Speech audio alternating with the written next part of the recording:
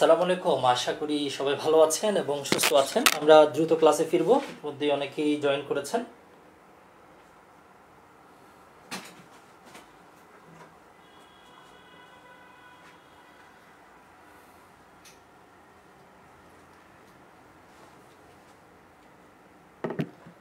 ওকে,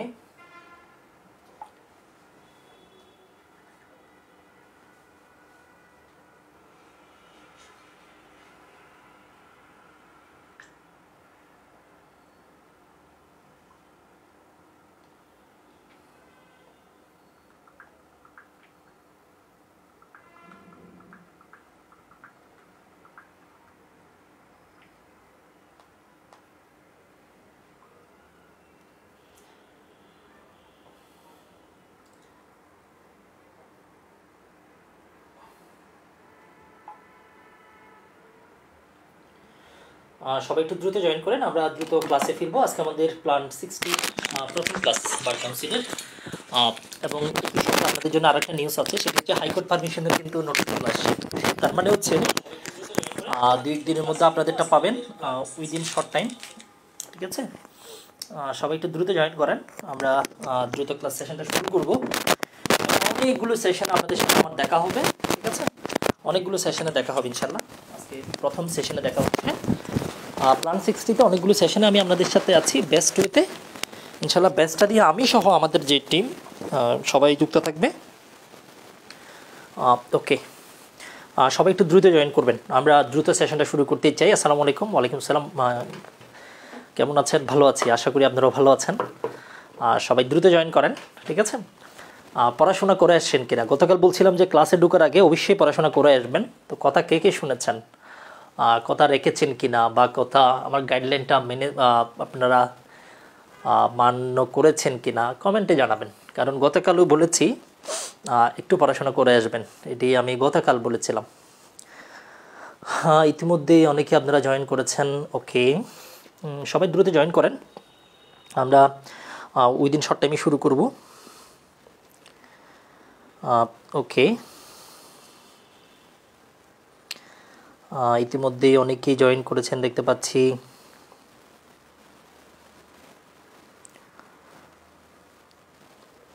ওকে,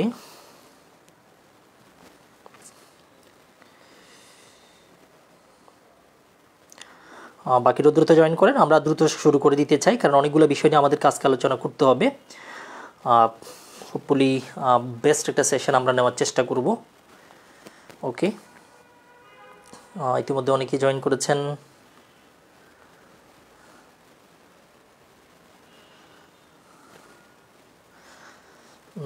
ওকে,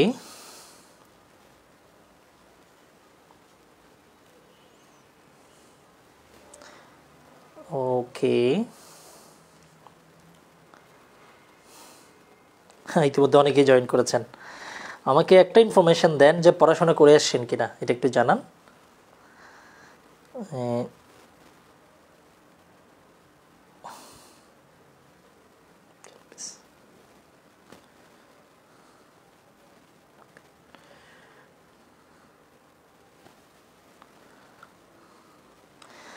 ওকে, ইতিমধ্যে অনেকেই জয়েন করেছেন দেখতে পাচ্ছি। আমরা শুরু করে দিই। ঠিক আছে, অনেকগুলো বিষয় আছে আমাদের, একটু দেখতে হবে সবগুলো বিষয়। ইতিমধ্যে অনেকেই জয়েন করেছেন, ম্যাক্সিমামই আপনারা জয়েন করেছেন, পড়েছি, পড়াশোনা করে আসছেন, রাইট? তামাদি আইনে আমাদের যে নাম্বার বন্টন যেটা আছে, যে মার্কিং যেটা আছে, আমরা কিন্তু ফুল আমাদেরকে নিতে হবে। ঠিক আছে, তামাদি আইনে কোনো সার হবে না। যে নাম্বারটা দেওয়া আছে, যতটুকু এখানে মার্কিং বলা আছে, ওই পুরো নাম্বারটা কিন্তু আমাদের লাগবে। কেমন? ওকে, ইতিমধ্যে অনেকেই জয়েন করেছেন দেখতে পাচ্ছি। ওকে, অনেকেই জয়েন করেছেন।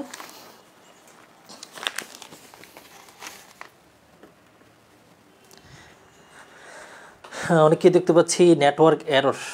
না, নেটওয়ার্ক কি বাকিদের ঠিক আছে নাকি এরর?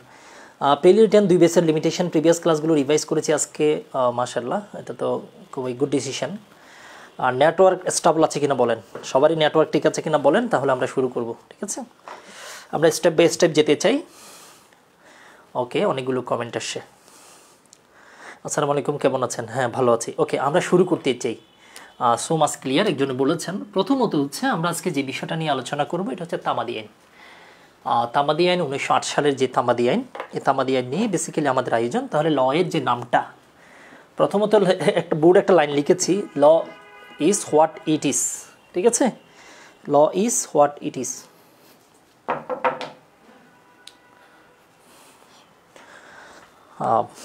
আপনারা অনেকে জয়েন করেছেন। ডাস্টার কই?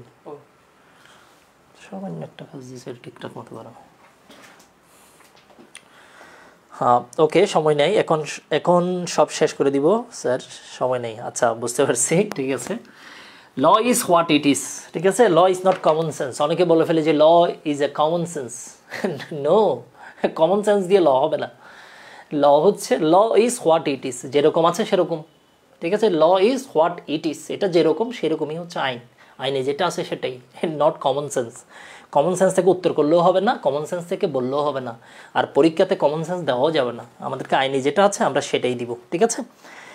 ওকে, এবার আমরা স্টার্ট করতে চাই তামাদি আইন নিয়ে। প্রথমত এই আইনের যে নামটা আছে লিমিটেশন অ্যাক্ট 1908, আমরা একটু কনসেন্ট্রেশন দিব। হোপফুলি সবাই র্যান্ডমলি কথা বলতে পারবো না, কারণ আমাদের পুরো সেকশন পার্টটাই শেষ করতে হবে। অনেকগুলো সেকশন আছে, ঠিক আছে, মোস্ট ইম্পর্টেন্ট অনেকগুলো সেকশন আছে।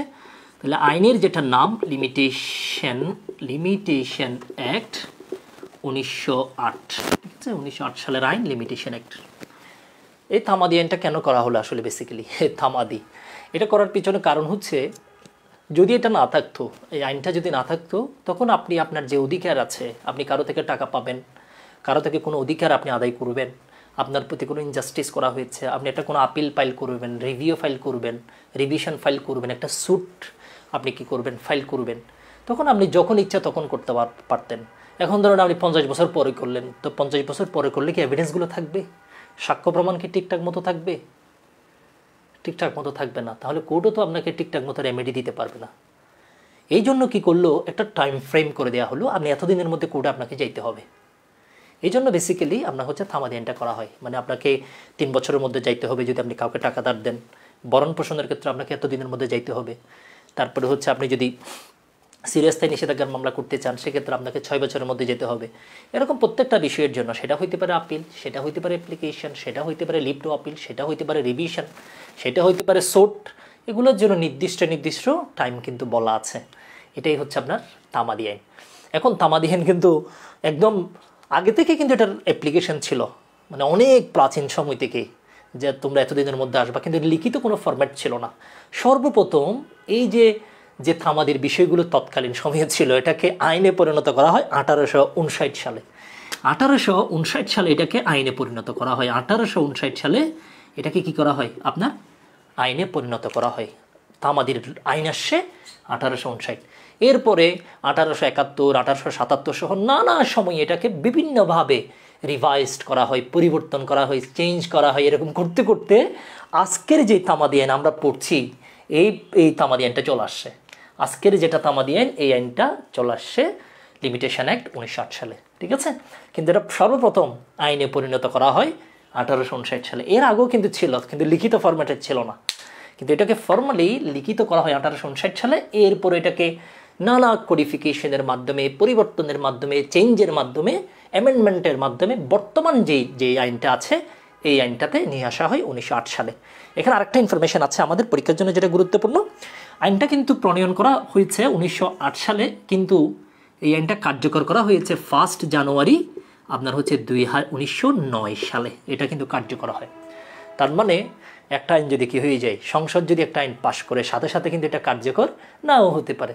অনেক সময় সাথে সাথে হয়, অনেক সময় ওই আইনে বলা থাকে এই আইনটা কার্যকর হবে এর পরের বছর 2019 সালে, 2022 সালে, 2028 সালে, এটা ওই আইনে বলা থাকে। যদি আইনে যদি বলা না থাকে, সেই ক্ষেত্রে যখনই গেজেট আসবে তখন থেকে এটা কার্যকর হবে।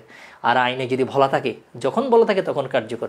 এই লিমিটেশন অ্যাক্ট 1908 সালের আইনে বলা আছে ধারা 1 নম্বরে, এই আইনটা কার্যকর হবে 1 জানুয়ারি 1909 সালে, 1 জানুয়ারি একটা। তাহলে এখানে ইনফরমেশন কী কী আসতেছে এখান থেকে আমরা সেটা একটু কাট করব।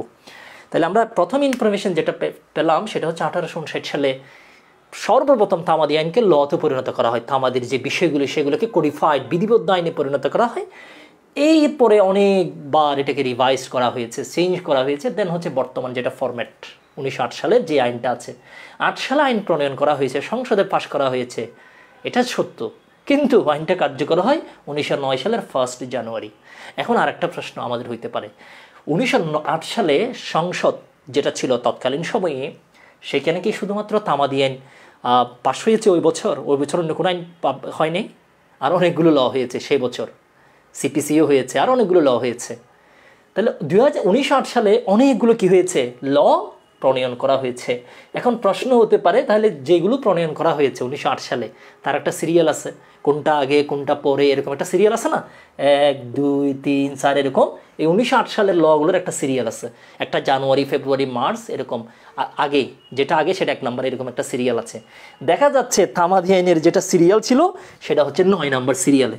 এই 9 নম্বর সিরিয়ালে ছিল তামাদি আইন, এই 9 নম্বর আপনার হচ্ছে সিরিয়ালে ছিল তামাদি আইন, ঠিক আছে।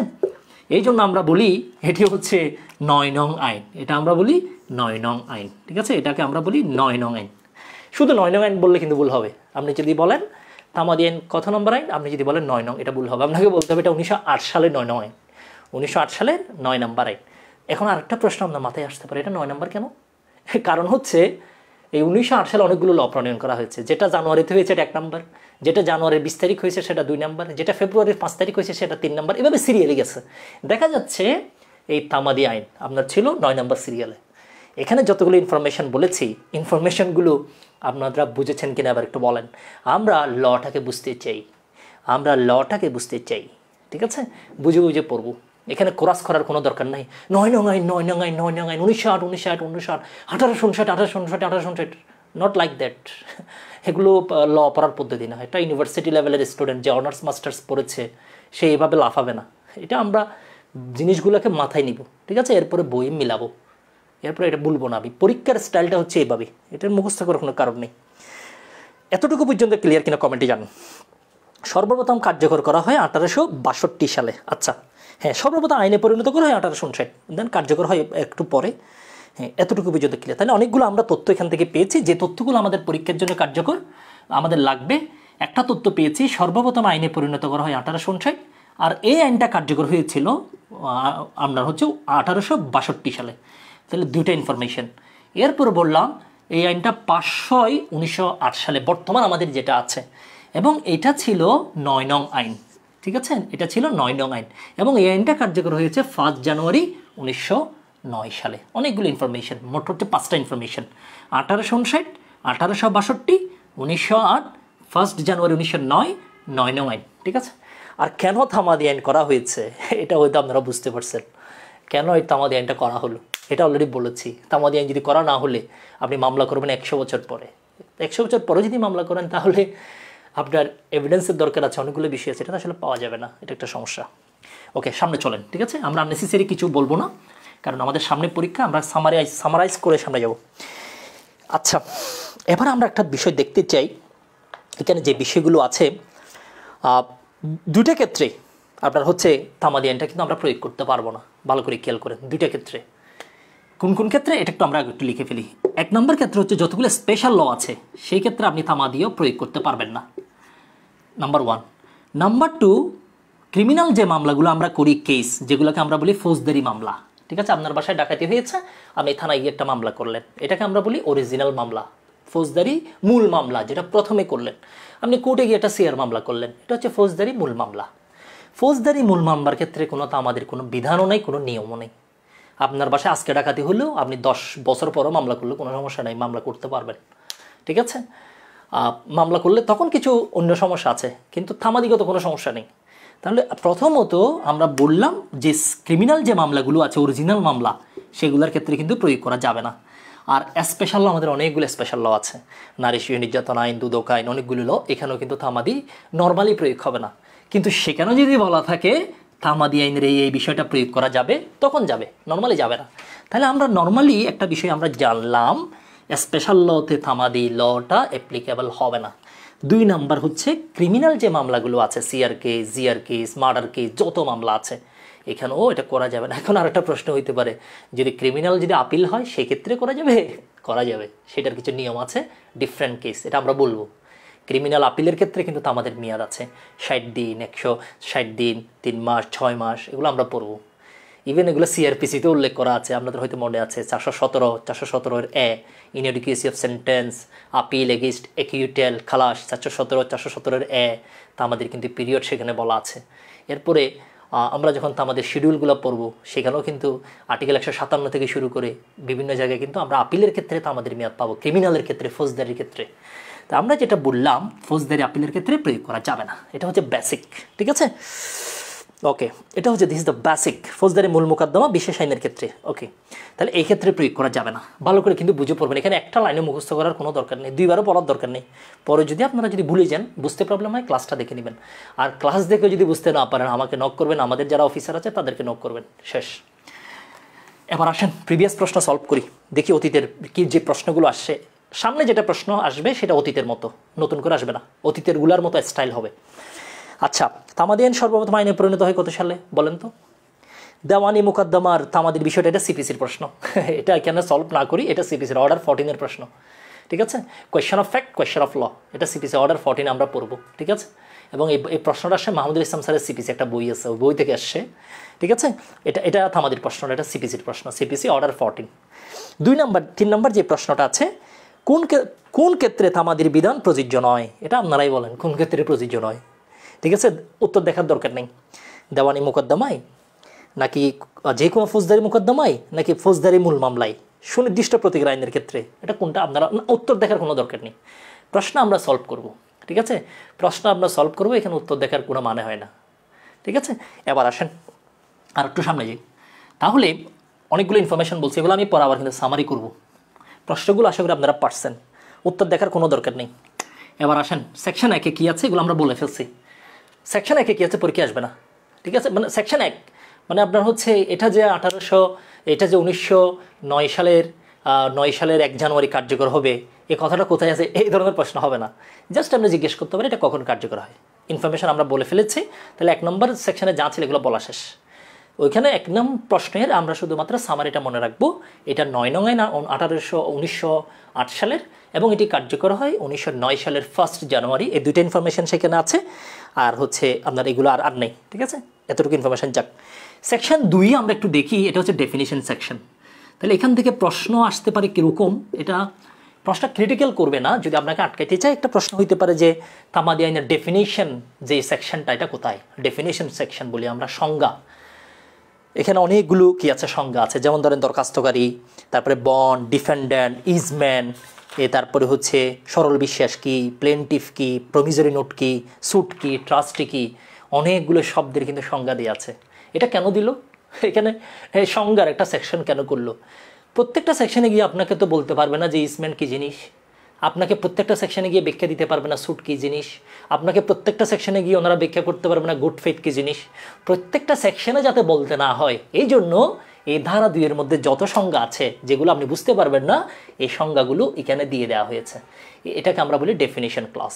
একটা প্রশ্ন হইতে পারে যে তামাদি আইনের ডেফিনিশন যেই সেকশনগুলো আছে এগুলো কোন ধারায়, ডেফিনিশন যেগুলো আছে সংজ্ঞাগুলো কোন ধারায় বলা আছে, এটা হচ্ছে ধারা 2 এ বলা আছে। এখান থেকে এরকম একটা প্রশ্ন হইতে পারে, যদি প্রশ্ন কঠিন করতে চাই অ্যাজ এ এক্সামাইনার। নাম্বার 1 প্রশ্ন হইতে পারে যে বলেন তো সংজ্ঞাগুলো কোন ধারায় আছে। এই প্রশ্নটা কেন গুরুত্বপূর্ণ? এটা গুরুত্বপূর্ণ হওয়ার কারণ হচ্ছে অন্যান্য যে লগুলো আছে, যেমন ধরেন সিআরপিসিতে কিন্তু আবার সেকশন 2-তে নেই। সিআরপিসিতে কোন সেকশন আছে বলেন তো সংজ্ঞাগুলো? আচ্ছা, তারপরে সেকশন সি, আবার ধরেন সিপিসিতেও কিন্তু কি আছে, আপনার সংজ্ঞার একটা ধারা আছে, এটা কোন সেকশনে, সেকশন 2-তে। সিআরপিসিটা কিন্তু সেকশন 4-এ। আবার আপনি যদি প্যানাল কোড দেখেন, ওখানে কিন্তু আলাদা করে একটা সেকশনে বলা নাই। এখানে কিন্তু দেখবেন যে আপনি 10, 11, 12, 40, 48, 40, 35, 36, 32, 30 প্রত্যেকটা সেকশনে অফেন্সের সংজ্ঞা দিয়ে আছে, গুড ফেথের সংজ্ঞা দিয়ে আছে, এরকম আলাদা আলাদা সংজ্ঞা দিয়ে আছে। কিন্তু ডেফিনিশন যে একটা সেকশনের মধ্যে সকল সংজ্ঞাকে নিয়ে আসছে, তামাদি আইনের 2-এ, আপনার হচ্ছে সিপিসির 2-এ, সিআরপিসির হচ্ছে আপনার সেকশন 4-এ। তাহলে প্রশ্ন যদি কঠিন করে বলতে পারে যে সংজ্ঞা কোথায় আছে, এখান থেকে আরেকটা প্রশ্ন আমরা দেখব, সেটা আমাদের জন্য গুরুত্বপূর্ণ। সেকশন 2 এর মধ্যে একটা বিষয় আছে হচ্ছে ইজমেন্ট, ঠিক আছে। আসলে ইজমেন্টটা কি, এই সংজ্ঞাটা জাস্ট আমরা একটু দেখি। ইজমেন্টটা কি? একটা অধিকার জন্ম নেয় কখন, যদি আপনি এবং আমার মধ্যে যখন চুক্তি হয়, ঠিক আছে। আমি আপনাকে টাকা, আপনার একটা চুক্তি হলো যে কি আমি আপনাকে 10,000 টাকা দিব, আপনি আমার একটা বইয়ের কাজ করে দিবেন। যদি আপনি বইয়ের কাজ যদি না করেন তাহলে আপনি আমার থেকে টাকা পাওয়ার অধিকারী, আমি আপনার থেকে কাজটা পাওয়ার অধিকারী, ঠিক আছে? তাহলে আমার একটা অধিকার আছে, আপনার একটা অধিকার আছে। অধিকারটাকে কোত্থেকে আসছে? এটা রাইজিং ফ্রম কন্ট্রাক্ট, একটা চুক্তি হয়েছে, এই জন্য আমাদের মধ্যে কিন্তু অধিকার জন্ম নিয়েছে। আমি টাকা পাবো, আপনি টাকা পাবেন, আমি কাজটা রেডিমেড অবস্থায় পাবো। কোনো কারণে ভঙ্গ করলে কিন্তু আপনারা ধরবো আমি, আপনিও আমারও ধরবেন যদি টাকা না দিই। চুক্তির বাইরে গিয়ে আপনার চুক্তির বাইরে অধিকার জন্ম নেওয়ার যে বিষয়টা আছে, চুক্তি হয় নাই, কোনো কন্ট্রাক্ট আমরা করি নাই, আপনার সাথে আমার কোনো কন্ট্রাক্ট হয় নাই, কিন্তু আপনি থাকেন আমার বাসার পাশে, আপনার বাসায় আমার আলো যায়, আমার বাসা দিয়ে আপনার এখানে আলো যায়, বাতাস যায়, আপনি আমার রাস্তা দিয়ে হাঁটেন, কোনো চুক্তি হয় নাই যে আপনি আমার রাস্তা দিয়ে হাঁটতে পারবেন, আসুন আমরা চুক্তি করি, এরকম কিছু হয় নাই। আমার বাসার দিক দিয়ে আপনার এখানে বাতাস ঢুকবে, এরকম কোনো চুক্তি হয় নাই। কিন্তু আপনি শান্তিপূর্ণভাবে উইদাউট ইন্টারাপশন পিসফুলি কন্টিনিউয়াসলি আপনি এই অধিকারগুলো বুক করছেন। এই অধিকারগুলো বুক করতে করতে করতে আপনি 20 বছর করে ফেলেছেন, সেখানে আপনার একটা অধিকার জন্ম নেয়। এটাকে আমরা বলি ইজমেন্ট। তাহলে ইজমেন্ট এমন এক ধরনের রাইট যেটি চুক্তি থেকে আসে নাই। প্রশ্ন হইতে পারে চুক্তি থেকে উদ্ভূত নয় এরকম একটা অধিকারের নাম বলেন। This is the easement. Clear কিনা কমেন্টে জানাবেন। আমরা বেসিক লটাকে আমরা সহজভাবে পড়তে চাই, লটাকে আমরা বুঝতে চাই। আপনি মুখস্থ করতে পারবেন ইজমেন্ট সেকশন টু এর কোনো কাজে আসবে না। কিন্তু আসলে ইজমেন্ট যে বিষয়টা আছে, এটা যদি আপনার মাথায় ঢুকে যাই, তখন আপনি বুঝতে পারবেন যে আসলে ইজমেন্ট বিষয়টা হচ্ছে এরকম, এটা চুক্তি থেকে আসেনি, ঠিক আছে? এটা চুক্তি এমন একটা অধিকার not arising from contract between you and me. কিন্তু এটা কেন হলো? কারণ আপনি আমার জায়গার উপর দিয়ে হাঁটেন, আলো বাতাস আমার এখান থেকে যায়, এখান থেকে চুক্তিটা জন্ম নিয়েছে। This is the easement. Clear কিনা কমেন্টে জানাবেন। তাহলে ইজমেন্টের সংজ্ঞাটা আমরা দেখলাম। এখানে আরেকটা সংজ্ঞা আমাদেরকে একটু দেখতে হবে, সেটি হচ্ছে গুড ফেথ বা সরল বিশ্বাস। এটা একটু আমরা একটু দেখে ফেলি। গুড ফেথ, তাহলে গুড ফেথ কি? কেউ আমরা বলি যে আমি কাজটা গুড ফেথে করেছি, এরকম আমরা বলি, ঠিক আছে? এখন গুড ফেথ পরীক্ষা করবেন কিভাবে? গুড ফেথে করেছে কি না। গুড ফেথে করলে কি হয়? এটা অপরাধ হয় না। ধরেন ভুল করেছে একজন ভুল করেছে, তার ভুলের কারণে আপনি লুজার, আপনার এরকম হইতে পারে, ঠিক আছে? ধরেন ডাক্তারও হইতে পারে, আইনজীবীও হইতে পারে না? আপনি একটা কাজ দিয়েছেন, ঠিকঠাক করে নেই, তাহলে আপনার মেজাজ খারাপ হবে। কিন্তু আপনাকে যেটা দেখতে হবে গুড ফেথে করছে কিনা, সরল বিশ্বাসে করছে কিনা, সৎ বিশ্বাসে করছে কিনা। এখন সৎ বিশ্বাসে করছে কিনা এটা বুঝবো কীভাবে? দুইটা কথা বলা আছে। আপনি দেখবেন যে সে যত্ন সহকারে করছে কিনা, নাম্বার 1, এবং তার কনসেন্ট্রেশন ছিল কিনা। এই জন্য এখানে বলা আছে আমরা ধরে নিব একটা কাজ গুড ফেথে করা হয়েছে, তখনই ধরে নিব যদি এটা করা হয় done with due care and attention. দুইটা শব্দ just, due care and attention, due care and attention, এটা এভাবেই মনে রাখতে হবে, ডিউ কেয়ার অ্যান্ড অ্যাটেনশন, ঠিক আছে? আপনার অ্যাটেনশন অ্যান্ড ডিউ কেয়ার না, due care and attention, serially মনে রাখেন। প্রথমে ডিউ কেয়ার, এরপর হচ্ছে অ্যাটেনশন। যথাযথ যত্ন সহকারে সে আমার থেকে কাজগুলো বুঝিয়ে নিল, রেডি করলো, এরপরে মনোযোগ সহকারে কাজটা পারফর্ম করলো। ডিউ কেয়ার অ্যান্ড অ্যাটেনশনে যদি কোনো একটা কাজ কেউ যদি পারফর্ম করে, সেক্ষেত্রে আমরা ধরে নিব he has done this work with good faith, ঠিক আছে? এটা আমরা গুড ফেথ হিসেবে ধরে নিব, ঠিক আছে?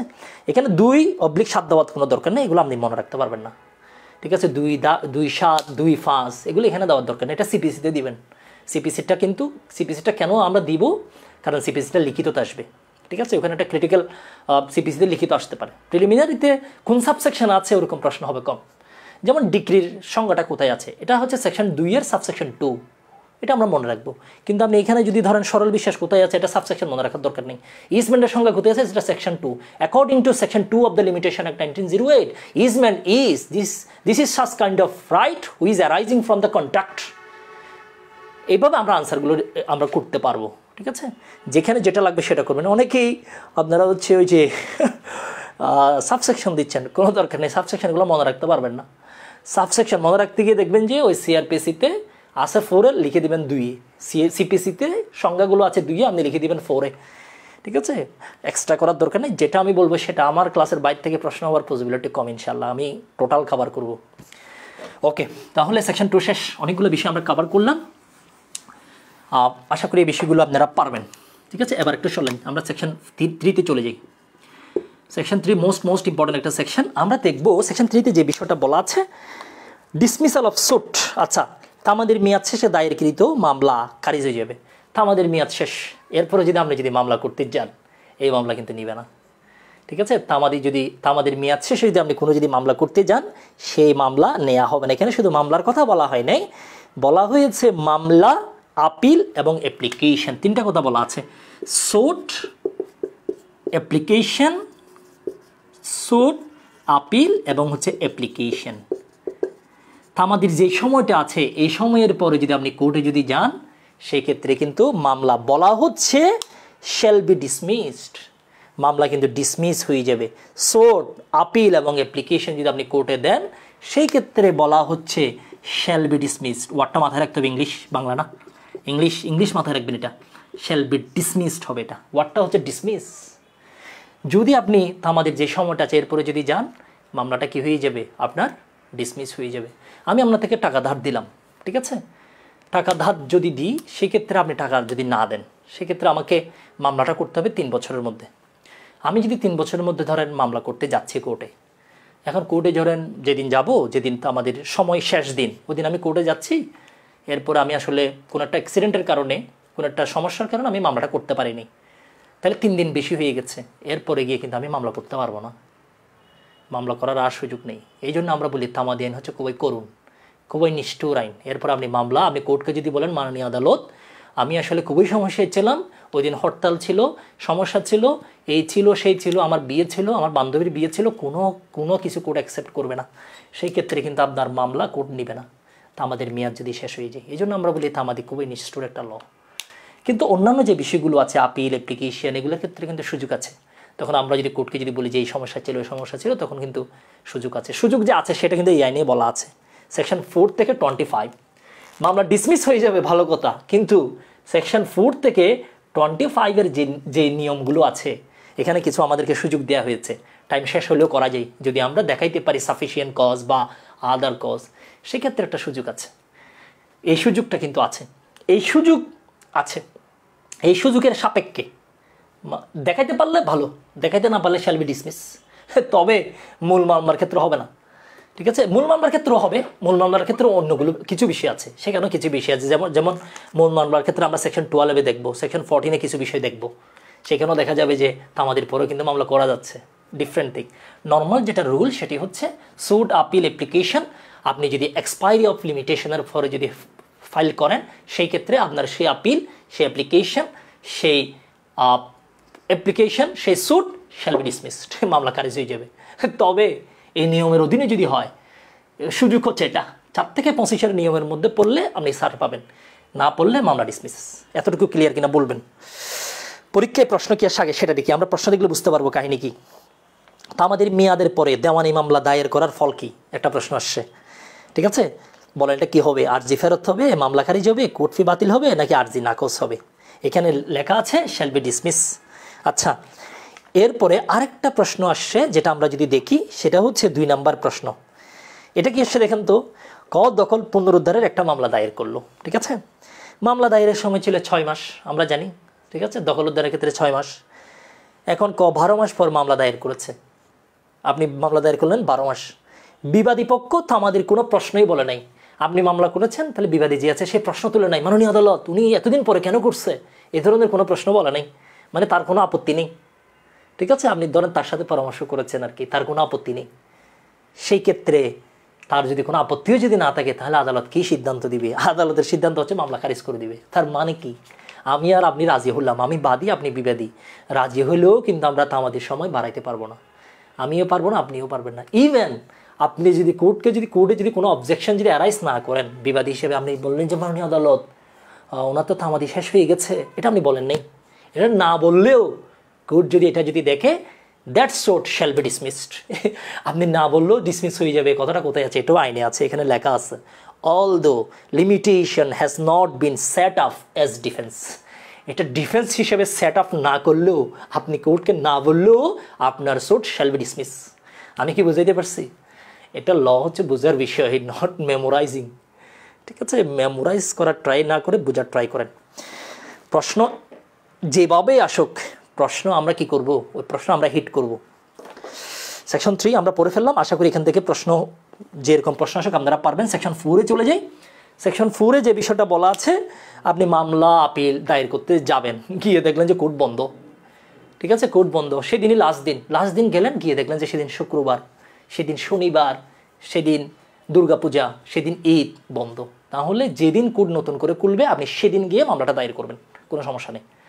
তাহলে যেদিন তা আমাদের মেয়াদ শেষ হবে সেদিন যদি কোর্ট যদি বন্ধ থাকে কোনো কারণে, নানা কারণে বন্ধ থাকতে পারে, আপনি ফাইল করতে পারেন নাই, সেই ক্ষেত্রে যেদিন রিওপেন হবে এর পরবর্তী যেদিন হবে সেদিন করতে হবে, পরেগুলো হবে না, সেদিন আপনি করতে পারবেন, ঠিক আছে। সেকশন 4 শেষ। আমরা অনেকগুলো বিষয় কিন্তু আলোচনা আমরা করে ফেলেছি, আমরা গড়ি দেখে ক্লাস নিচ্ছি না, আমাদের যেটা টার্গেট আমরা ইনস অ্যান্ড আউট সবগুলো বিষয় বুঝতে চাই। এবার আমরা আর একটু সামনে যাই। It's mandatory to the court to dismissed after filing the limitation to dismiss হবে, ইডি হবে না, টুর পরে ইডি হয় না, after filing the limitation বাধ্যতামূলক দ্বারা এটা, সুতরাং মামলা খারিজ। স্যার মুকদ্দমা, আচ্ছা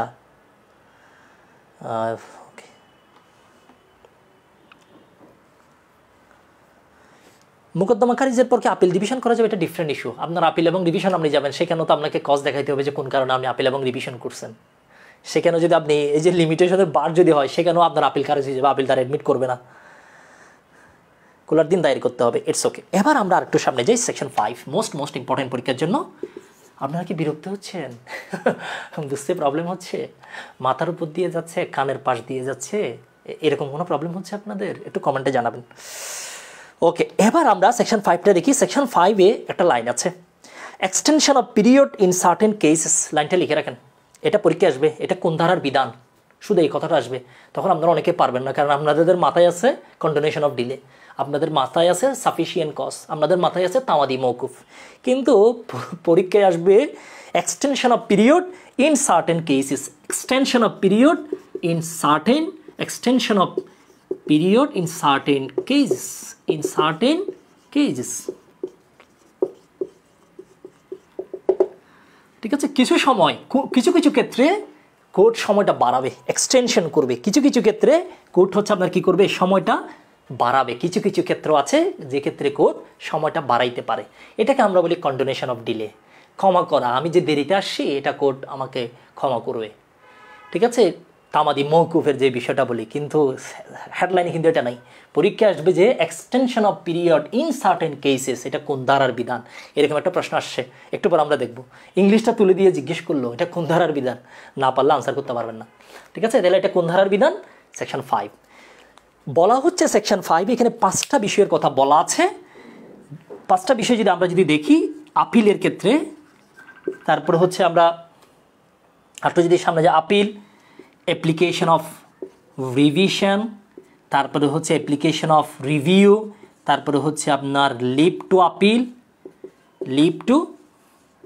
আপিল এবং হচ্ছে অ্যাপ্লিকেশন। তাহলে 5টা বিষয়, আপিল, রিভিশন, লিভ টু আপনার হচ্ছে leave to appeal, revision, review এবং হচ্ছে অ্যাপ্লিকেশন। এই 5টা বিষয়ের ক্ষেত্রে আমরা যদি আমাদের যে সময়টা দেখি, সেখানে আমরা দেখব যে আপিলের একটা সময় আছে, রিভিশনের একটা সময় আছে, রিভিউর একটা সময় আছে, লিভ টু আপিলের একটা সময় আছে। এখন আপনি ওই সময়ের মধ্যে কিন্তু আমাদেরকে আপিলটা করতে হবে, কিন্তু ধরেন এমন একটা কারণ হলো, এমন একটা সমস্যা হলো, আপনি মামলাটা করতে পারেন নাই, মানে আপনি আপিলটা করতে পারেন নাই। এখন প্রশ্ন হচ্ছে এরপর আমি কোর্টের কাছে যাইতে পারবো কিনা? হ্যাঁ, আমি কোর্টের কাছে এরপরে যেতে পারবো যদি কোর্টকে আমি দেখাইতে পারি যে আই হ্যাভ সাফিসিয়েন্ট কজ, মাননীয় আদালত আমি আসতে পারি নাই, কারণ হচ্ছে আমার সাফিসিয়েন্ট কজ, যৌক্তিক আমার কারণ ছিল, যে কারণে আমি আসলে ঠিক টাইমে আপিলটা করতে পারি নাই। মাননীয় আদালত, অসুস্থ ছিলাম, আমার উকিল ভুল করেছে, আমি হাইকোর্টের রায়টা বুঝতে পারিনি, আমি হাইকোর্টের সিদ্ধান্তের কারণে কী হয়েছে, মিসলিড হয়েছে, অর্ডারটা বুঝতে পারিনি, আমি নিজে অসুস্থ ছিলাম, আমার মা অসুস্থ ছিল, আমার ওয়াইফ অসুস্থ ছিল, বাচ্চা অসুস্থ ছিল, আমি আসলে ঠিকঠাক বুঝতে পারিনি, আমি জেলে ছিলাম। এই ধরনের নানা ধরনের সাফিসিয়েন্ট কজ যদি আপনি দেখাইতে পারেন, সেই ক্ষেত্রে টাইম শেষ হওয়ার পরেও আপনি এই 5টা ক্ষেত্রে কোর্টে কিন্তু কী করতে পারবেন, মামলা করতে পারেন। প্রশ্ন হইতে পারে extension of period in certain cases, এটা কোথায়, কোন ধারার বিধান, সেকশন 5, কোন কোন ক্ষেত্রে এটা প্রযোজ্য, এগুলোর ক্ষেত্রে প্রযোজ্য, কোন ক্ষেত্রে প্রযোজ্য নয়, এটাও প্রশ্ন হইতে পারে। প্রযোজ্য নয় সুটের ক্ষেত্রে, ঠিক আছে, প্রযোজ্য নয় ক্রিমিনাল কেসের ক্ষেত্রে, অরিজিনাল ক্রিমিনাল যে কেসগুলো আছে সেই ক্ষেত্রেও প্রযোজ্য নয়, অরিজিনাল মামলা। তাহলে প্রশ্ন বিভিন্ন অ্যাঙ্গেলে হইতে পারে। এখন একটা প্রশ্ন হইতে পারে,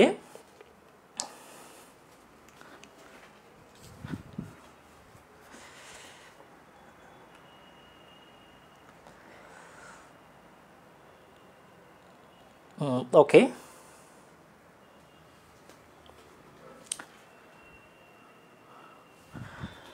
সব কিছু কি ক্লিয়ার আছে আমাদের? আপনারা একটু ক্লিয়ারলি দেখতে পাচ্ছেন কিনা? পরীক্ষায় নানা ধরনের প্রশ্ন আমাদের আসতে পারে, ঠিক আছে? ক্লিয়ার কিনা আমাকে একটু কমেন্টে বলবেন। তাহলে কোন কোন ক্ষেত্রে এটা প্রযোজ্য আর কোন কোন ক্ষেত্রে প্রযোজ্য নয়, এটা দেখলে আমরা বুঝতে পারি, এর বাইরে আর হবে না। আর এটা কোন ধারার বিধান, এটা আমরা দেখতে পারলাম। সাফিসিয়েন্ট কজ যদি আমার যদি থাকে, তাহলে হোয়াট ইজ সাফিসিয়েন্ট কজ, এটা কিন্তু এখানে একটু করে বলা আছে, লাস্ট একটু বলা আছে যে সাফিসিয়েন্ট কজের এক্সপ্লেনেশন যেটা দিয়েছে সেখানে কিছুটা বলা আছে। যেমন ধরেন আপনি হাইকোর্টের কোনো আদেশ, কোনো কাস্টম, কোনো রায়ের কারণে আপনি বিভ্রান্ত হয়েছেন, যে আসলে কখন করতে হবে এটা আপনি বুঝতে পারেন নাই, সেক্ষেত্রে এটা সাফিসিয়েন্ট কজ। শুধু এটা না, আরও আছে, এগুলো নানা মামলায় বলা হয়েছে যে this is the sufficient cause, ঠিক আছে? ওকে, প্রতিদিনের ব্যাখ্যা। ওকে, এবার আমরা আরেকটু সামনে যাই। তাহলে পরীক্ষা এখানে 3টা প্রশ্ন আসছে। তামাদি আইনের 5 দ্বারা বর্ণিত তামাদি ম্যান বৃদ্ধির বিষয়টি নিচের কোন ক্ষেত্রে প্রযোজ্য নয়, এটা পারবেন। তামাদি আইনের 1908 5 দ্বারা প্রযোজ্য হবে না কোথায়, সুটের ক্ষেত্রে। কোন মামলার ক্ষেত্রে তামাদি আইন মৌকুফ হবে না, সেটাও আপনারা পারবেন। সত্য ঘোষণা, কারণ আপিলের ক্ষেত্রে হয়, রিভিশনের ক্ষেত্রে হয়, রিভিউয়ের ক্ষেত্রে হয়। সত্য ঘোষণার ক্ষেত্রে হবে না কেন? কারণ এটা মূল মামলা, অরিজিনাল সুট, এই জন্য হবে না, ঠিক আছে? ওকে, এবার আমরা আরও সামনে চলি। তাহলে সেকশন 5টা আমরা দেখলাম। সেকশন 5 নিয়ে আমরা অনেকক্ষণ কথা বলতে পারবো, কারণ এখান থেকে দরখাস্ত আসবে। তামাদি মৌকুফের একটা দরখাস্ত মুসাবিদা করুন, ড্রাফট করুন, এগুলো লিখিত আমরা আলোচনা করব। What is continuation of delay, পরীক্ষা আসতে পারে। What is the sufficient cause, explain with reference to leading case, পরীক্ষায় প্রশ্ন আসবে, এগুলো আমরা লিখিত আলোচনা করব।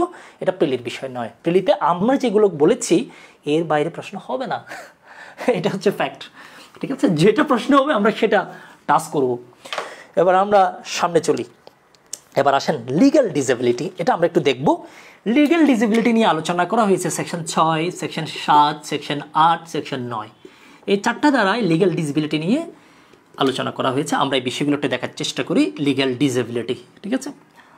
প্রথমে সেকশন 6-এ কী কী বিষয় আছে আমরা একটু দেখে ফেলি, ঠিক আছে? সেকশন 6-এ 2টা বিষয়ের কথা বলা হয়েছে, সুট এবং হচ্ছে প্রসিডিং এবং হচ্ছে decree, application for execution of degree. তাহলে সুট বা মামলা আমরা যেটাকে বলি, সুট অথবা প্রসিডিং, কার্যধারা ধরেন না। আরেকটা বিষয়ের কথা বলা আছে, সেটি হচ্ছে আপনার application for execution of degree. একটা মামলায়, একটা সিভিল মামলায় যখন একটা ডিগ্রি হয়ে যায়, ওটা কিন্তু অটোমেটিক কার্যকর হয় না, ওটার জন্য আবার একটা দরখাস্ত দেওয়া লাগে, ঠিক আছে? অর্ডার 20 আমরা এই বিষয়গুলো আলোচনা করব। এই যে এক্সিকিউশন অফ ডিগ্রি, যে দরখাস্তটা আপনি লিখেন, application for execution of degree, এটাও আমরা একটু লিখে ফেলি। তাহলে application for execution of degree, ঠিক আছে? এই 2টা ক্ষেত্রে, তাহলে সুট অথবা যে কোনো একটা প্রসিডিং এবং application for execution of degree, এই 2টা ক্ষেত্রে আপনার এই সেকশন 6-এর বিষয়টা প্রয়োগ হবে। এখন ধরেন আপনি একটা মামলা করার অধিকারী, আপনি অ্যাপ্লিকেশন ফর এক্সিকিউশন অফ ডিগ্রির একটা দরখাস্ত দেওয়ার অধিকারী। আমি আপনাকে আপনার জায়গা থেকে বেদখল করেছি, আপনি মামলা করতে পারবেন। আমি আপনার থেকে টাকা পাবো, আপনি টাকা দিতে অস্বীকার করেছেন, ঠিক আছে? মামলা করব। আপনি আমার থেকে মেনটেন্যান্স পাবেন, মামলা করতে পারবেন, এরকম। তারপরে ধরেন পার্মানেন্ট ইনজাংশনের মামলা করবেন, ডিক্লারেশনের মামলা করবেন, এরকম। তারপরে চুক্তির সুনির্দিষ্ট কার্যক্রমের মামলা করবেন, এগুলো কিন্তু সবগুলো সময় আছে। 1 বছর, দলিল বাতিলের মামলা করবেন ধরেন 3 বছর, এরকম অনেকগুলো সময় আছে না? এখন যেই সময় আপনি মামলা করবেন সেই সময় হচ্ছে আপনি লিগ্যালি ডিসেবল।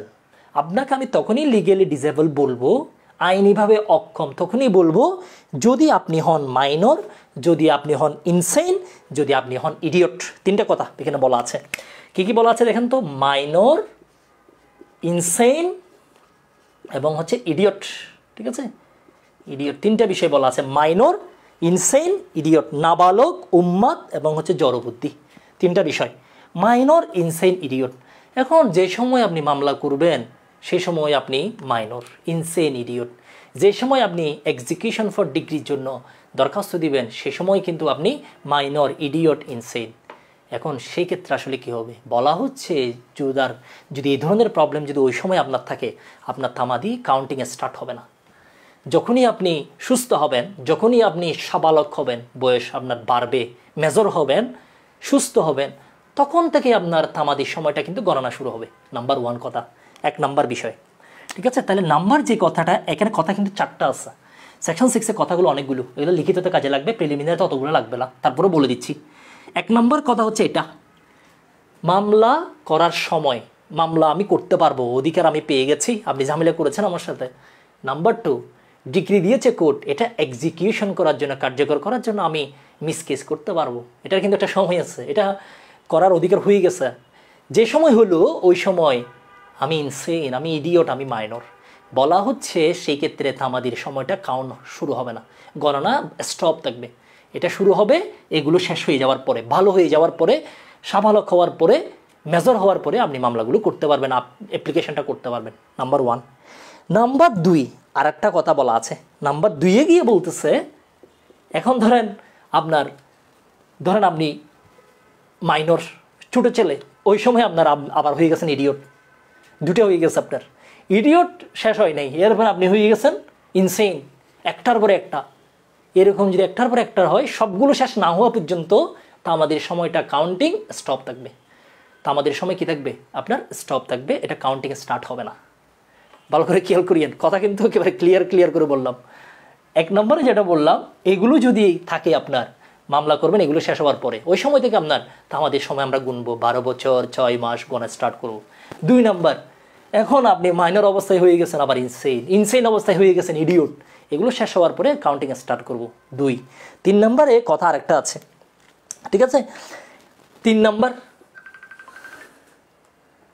নম্বরে যে বিষয়টা বলা আছে, এখন আপনি মামলা করবেন, এখন আপনি মাইনর, ঠিক আছে? আপনি মামলা করবেন, এখন ধরুন আপনি অসুস্থ, মামলা করতে পারছেন না, কারণ আপনি ইনসেইন ইডিয়ট, আপনার থামাদি কাউন্টিং স্টপ হয়ে আছে, ওই অবস্থায় আপনি মারা গেছেন। সেই ক্ষেত্রে আপনার ছেলে যখনই আপনার হচ্ছে কি হবে, সাবালক হবে, তখন সে মামলা করতে পারবে। আপনি মারা যাওয়ার পরে ধরুন আপনার ছেলের বয়স হচ্ছে 6 বছর, তখন তার ক্ষেত্রে কি হবে? তখন তার ক্ষেত্রেও সে যদি মাইনর হয়, সেও কিন্তু মাইনরিটি যাওয়ার পরে মামলা করবে, ঠিক আছে? আপনি মামলা করতে পারেন না কেন? আপনি ছিলেন ইনসেইন। এখন ধরেন আপনি না মিস্টার করিম, তাহলে মিস্টার করিম ইনসেইন অবস্থায় মারা গেল, সেই ক্ষেত্রে তার লিগ্যাল রিপ্রেজেন্টেটিভ মামলা করতে পারবে। এখন সে মারা যাওয়ার পরে লিগ্যাল রিপ্রেজেন্টেটিভের দিকে তাকালাম, দেখলাম যে সেও ইনসেইন, তখন তার ইনসেনিটি যাওয়ার পরে সে করতে পারবে। দেখা যাচ্ছে সে মাইনর, তার রিপ্রেজেন্টেটিভ মাইনরিটি যাওয়ার পরে মামলা করতে পারবে, কোনো সমস্যা নাই। দেখা যাচ্ছে যাকে লিগ্যাল রিপ্রেজেন্টেটিভ রেখে গেছে, তার 2-3টা সমস্যা, মাইনর, ইনসেইন, ইডিওসি, সবগুলো শেষ হওয়ার পরে সে মামলা করতে পারবে। এটা হচ্ছে 4 নম্বর কথা। মোট এই সেকশনের 4টা কথা আছে, 1, 2, 3, 4, এই সেকশনের টোটাল 4টা কথা আমরা দেখলাম, ঠিক আছে? ওকে, এবার আমরা আরেকটু সামনে যাব, যেটা আমাদের জন্য খুবই গুরুত্বপূর্ণ। এতটুকু ক্লিয়ার কিনা আমাদের কাছে বলবেন। অনেকে আপনারা জয়েন করেছেন, আপনারা কি বিরক্ত হচ্ছেন? আমাকে একটু কমেন্টে বলবেন। আইনজীবী হবেন আর আপনি কনসেন্ট্রেশন পড়াশোনায় না দিয়ে, এই আপনার হচ্ছে মেহের আফরোজ শাওনের কি হচ্ছে, পরিমণি আজকে কোর্টে হাজির হয়েছে কিনা, তারপরে এই বিষয়গুলো তো দেখলে হবে না। আমাদেরকে আপাতত ফোকাসটা দিতে হবে পড়াশোনায় ফোকাস দেওয়াটা আমাদের জন্য এই মুহূর্তে খুবই গুরুত্বপূর্ণ, ঠিক আছে? হ্যাঁ, ওকে, অনেকে আপনারা জয়েন করেছেন। এতটুকু পর্যন্ত ক্লিয়ার কিনা আমাকে একটু বলবেন। পরীক্ষায় আমরা যে আলোচনা করলাম এর বাইরে প্রশ্ন হবে না। একজনে বলেছেন যদি কাউন্টিং শুরু হওয়ার পর ডিসেবিলিটি শুরু হয় তখন একটু পরে বলবো, এটা আরেকটা ধারা, ঠিক আছে? তখন কি হবে সেটা আমরা বলবো। এতটুকু পর্যন্ত ক্লিয়ার কিনা আমাকে তো একটু জানাইতে হবে যে কমেন্টে এতটুকু পর্যন্ত বিষয়টা ক্লিয়ার কিনা, ঠিক আছে? একজন একটা প্রশ্ন করেছে, সেকশন 48 এটা সিপিসির, ঠিক আছে? এটা আমরা যদি দেখি, এখানে এটা বলাই আছে আপনার হচ্ছে section 48 of the code of civil procedure. তাহলে সিপিসির 48-এ কী আছে? ওখানে তো আমাদের কিছু লিমিটেশনের কথা বলা আছে, মানে আপনার হচ্ছে ওই এক্সিকিউশন অফ ডিগ্রি জারি করার জন্য আপনি যে দরখাস্ত করবেন, মিসকেস করবেন, ওটা আপনি কতদিনের মধ্যে করবেন ওই বিষয়টা সেখানে বলা আছে। আমরা ওই বিষয়টা মাথায় রাখবো, ওখানে টাইম লিমিটেশনটা বলা আছে, ঠিক আছে? ওটা আমরা সিপিসি যখন আলোচনা করব সেকশন 6-এর সাথে একটু লিঙ্ক আপ করে সেখানে আমরা কিছু ডিসকাশন করব। আপাতত আমরা প্রিলিমিনারির জন্য যতটুকু দরকার এটা করে আমরা প্রসিড করি, আদারওয়াইজ আমরা শেষ করতে পারবো না, ঠিক আছে? এবার আসেন তাহলে লিগ্যাল ডিসেবিলিটি এখানে আমরা অনেকগুলো বিষয় আলোচনা করলাম। এবার আমরা একটু সামনে যেটা আমাদের জন্য দরকার। ওকে, আপনাদের কমেন্টগুলো দেখতে হচ্ছে, সাথে সাথে আমরা সেকশন 6 থেকে পরীক্ষায় প্রশ্ন আসছে কিনা আগে সেটা দেখি।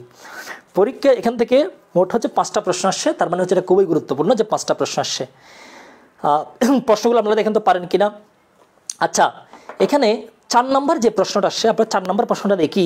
সেকশন 6-এর লিমিটেশন অ্যাক্ট কোন ক্ষেত্রে 6 ধারার বিধান প্রযোজ্য নয়? কোন ক্ষেত্রে এটা প্রযোজ্য নয় ভালো করে খেয়াল করেন। তাহলে এটা প্রযোজ্য কোন কোন ক্ষেত্রে? আমরা একটু আগে বলেছি সুট, প্রসিডিং এবং হচ্ছে এক্সিকিউশন ফর ডিগ্রি, তিনটা বিষয়।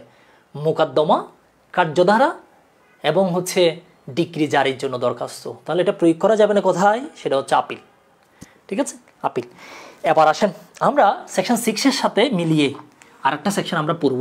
আমরা এখানে সবগুলো পড়তে পারবো না, কারণ আমাদের সামারি ক্লাস, অনেকগুলো বিষয় সব পড়তে গেলে আমাদের আসলে মূল ফোকাসটা আমরা হারিয়ে ফেলবো, বেশি ডিপে যেতে পারবো না।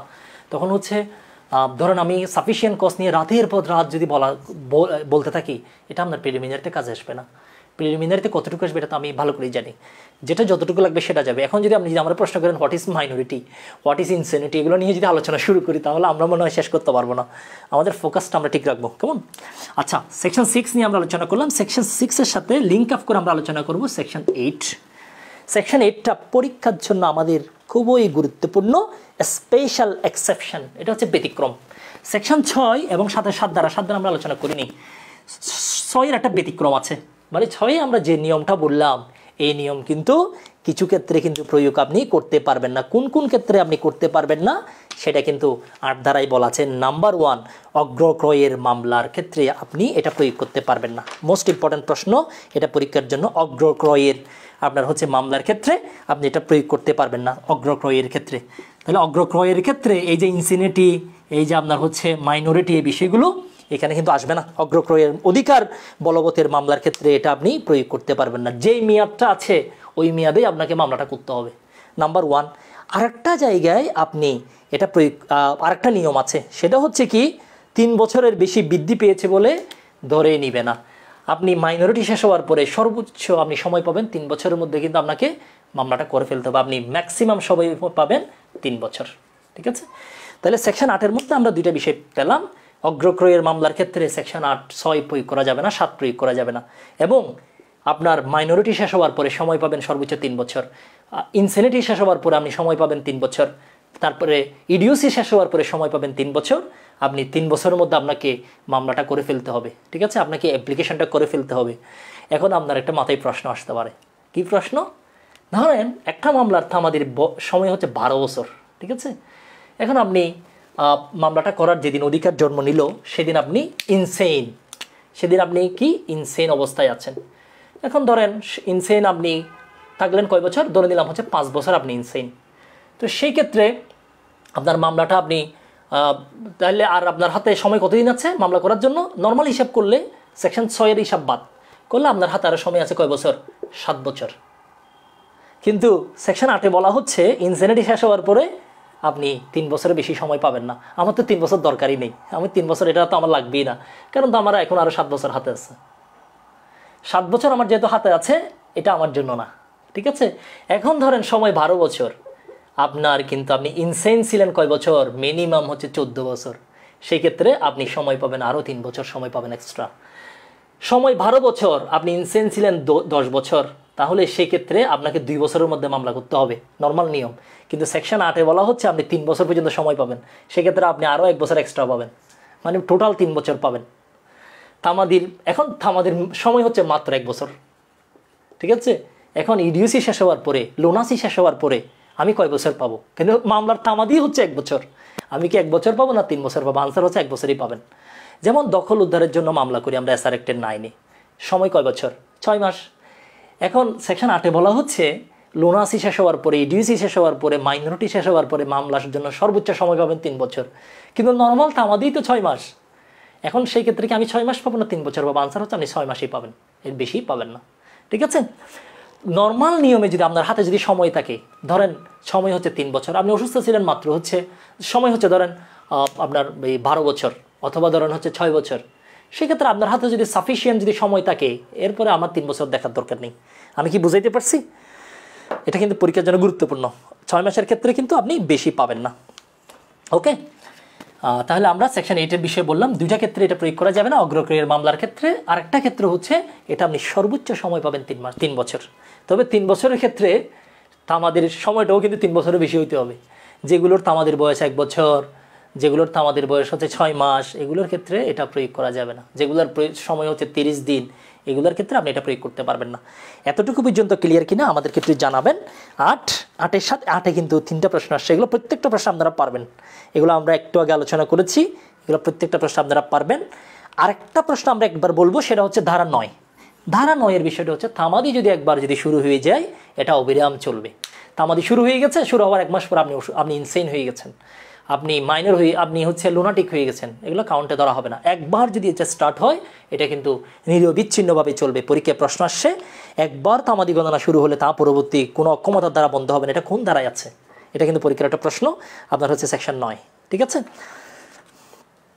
হ্যাঁ ওকে। এবার আমরা যাই অগ্রক্রয় নিয়ে বিস্তারিত আমরা না বলি। অগ্রক্রয়ের বিষয়টা বেসিক্যালি 2টা আইনে আছে, একটা হচ্ছে মুসলিম আইন, আর ওদিকে না আগে গেলে আপনারা এদিকে একটু কনফিউজড হয়ে যাবেন যারা নতুন ক্লাস করছে তারা। অগ্রক্রয় মানে হচ্ছে আমি আমার জায়গা আমি বিক্রয় করব, কিন্তু আপনি কেনার অধিকারী সবার আগে। কেন আপনি কেনার অধিকারী? কারণ আপনি আমার ভাই, এটা হচ্ছে অগ্রক্রয়। আরেকজনের মানে আরেকজন কিনবে না, আপনি কিনবেন। আপনার কথা হচ্ছে আমি কিনবো, আমি আপনার ভাই, আপনি আমারই বিক্রি করবেন। আপনি রহিমকে কেন বিক্রি করবেন? সে আপনার কে? এই যে আপনি বললেন আপনি আমার ভাই, আপনি বললেন আপনার পাশে আমার জায়গা, আপনি আমার বিক্রি না করে কারো করবেন? তো আপনি এই কথাটা কেন বলছেন? আপনার আইনে আপনাকে এই অধিকারটা দিয়েছে, এটাই হচ্ছে অগ্রক্রয়, মানে আরেকজনের উপরে আপনার ক্রয় করার অধিকার। এর কেন বিক্রি করবেন? আপনি আমারও করবেন। এখন আমি করিনি, আমি করে দিলাম করিমকে, সেই ক্ষেত্রে আপনি মামলা করতে পারবেন জায়গাটা নেওয়ার জন্য। এক্ষেত্রে কিছু লং প্রসিডিওর আছে, সেদিকে যাচ্ছে না। ওকে, তাহলে আমরা অনেকগুলো বিষয় নিয়ে আলোচনা করে ফেললাম ইতিমধ্যেই, অনেকগুলো বিষয়। আশা করি এই জায়গা থেকে আমরা পাবো। আমরা এতক্ষণ পর্যন্ত আলোচনা করেছি নাম্বার 1, আমরা ইন্ট্রোডাকশন দিয়েছি প্রথমে একটা, এরপর আমরা আলোচনা করেছি সেকশন 1, 2, 3, 4, 5, 6, 8 এবং 9 আমরা আলোচনা করে ফেলেছি। এবার আমরা একটু সামনে যাই, যেটা আমাদের জন্য গুরুত্বপূর্ণ। সেকশন 10টা একটু দেখে ফেলি। এটা হচ্ছে ট্রাস্টের ক্ষেত্রে, ট্রাস্টও বুঝেন, ইউনিভার্সিটিতে বুঝেন। ট্রাস্টের বিষয়টা কি সেটা একটু আগে বলে ফেলি। একটা ট্রাস্ট, ঠিক আছে, ট্রাস্ট কখন হয়? ধরেন আমার কিছু টাকা আছে বা আমার কিছু জায়গা আছে, আমি কি করলাম, আমার টাকা অথবা জায়গা, ধরেন এটা আমার জায়গা অথবা ধরেন এটা 10 লাখ টাকা আমার টাকা, এটা আমি আপনারে দিলাম। আপনি কে? আপনি হচ্ছে মিস্টার করিম। করিমকে কে দিল? মিস্টার রায়হান। আমি আপনাকে টাকাটা দিলাম। আপনাকে টাকাটা কেন দিলাম?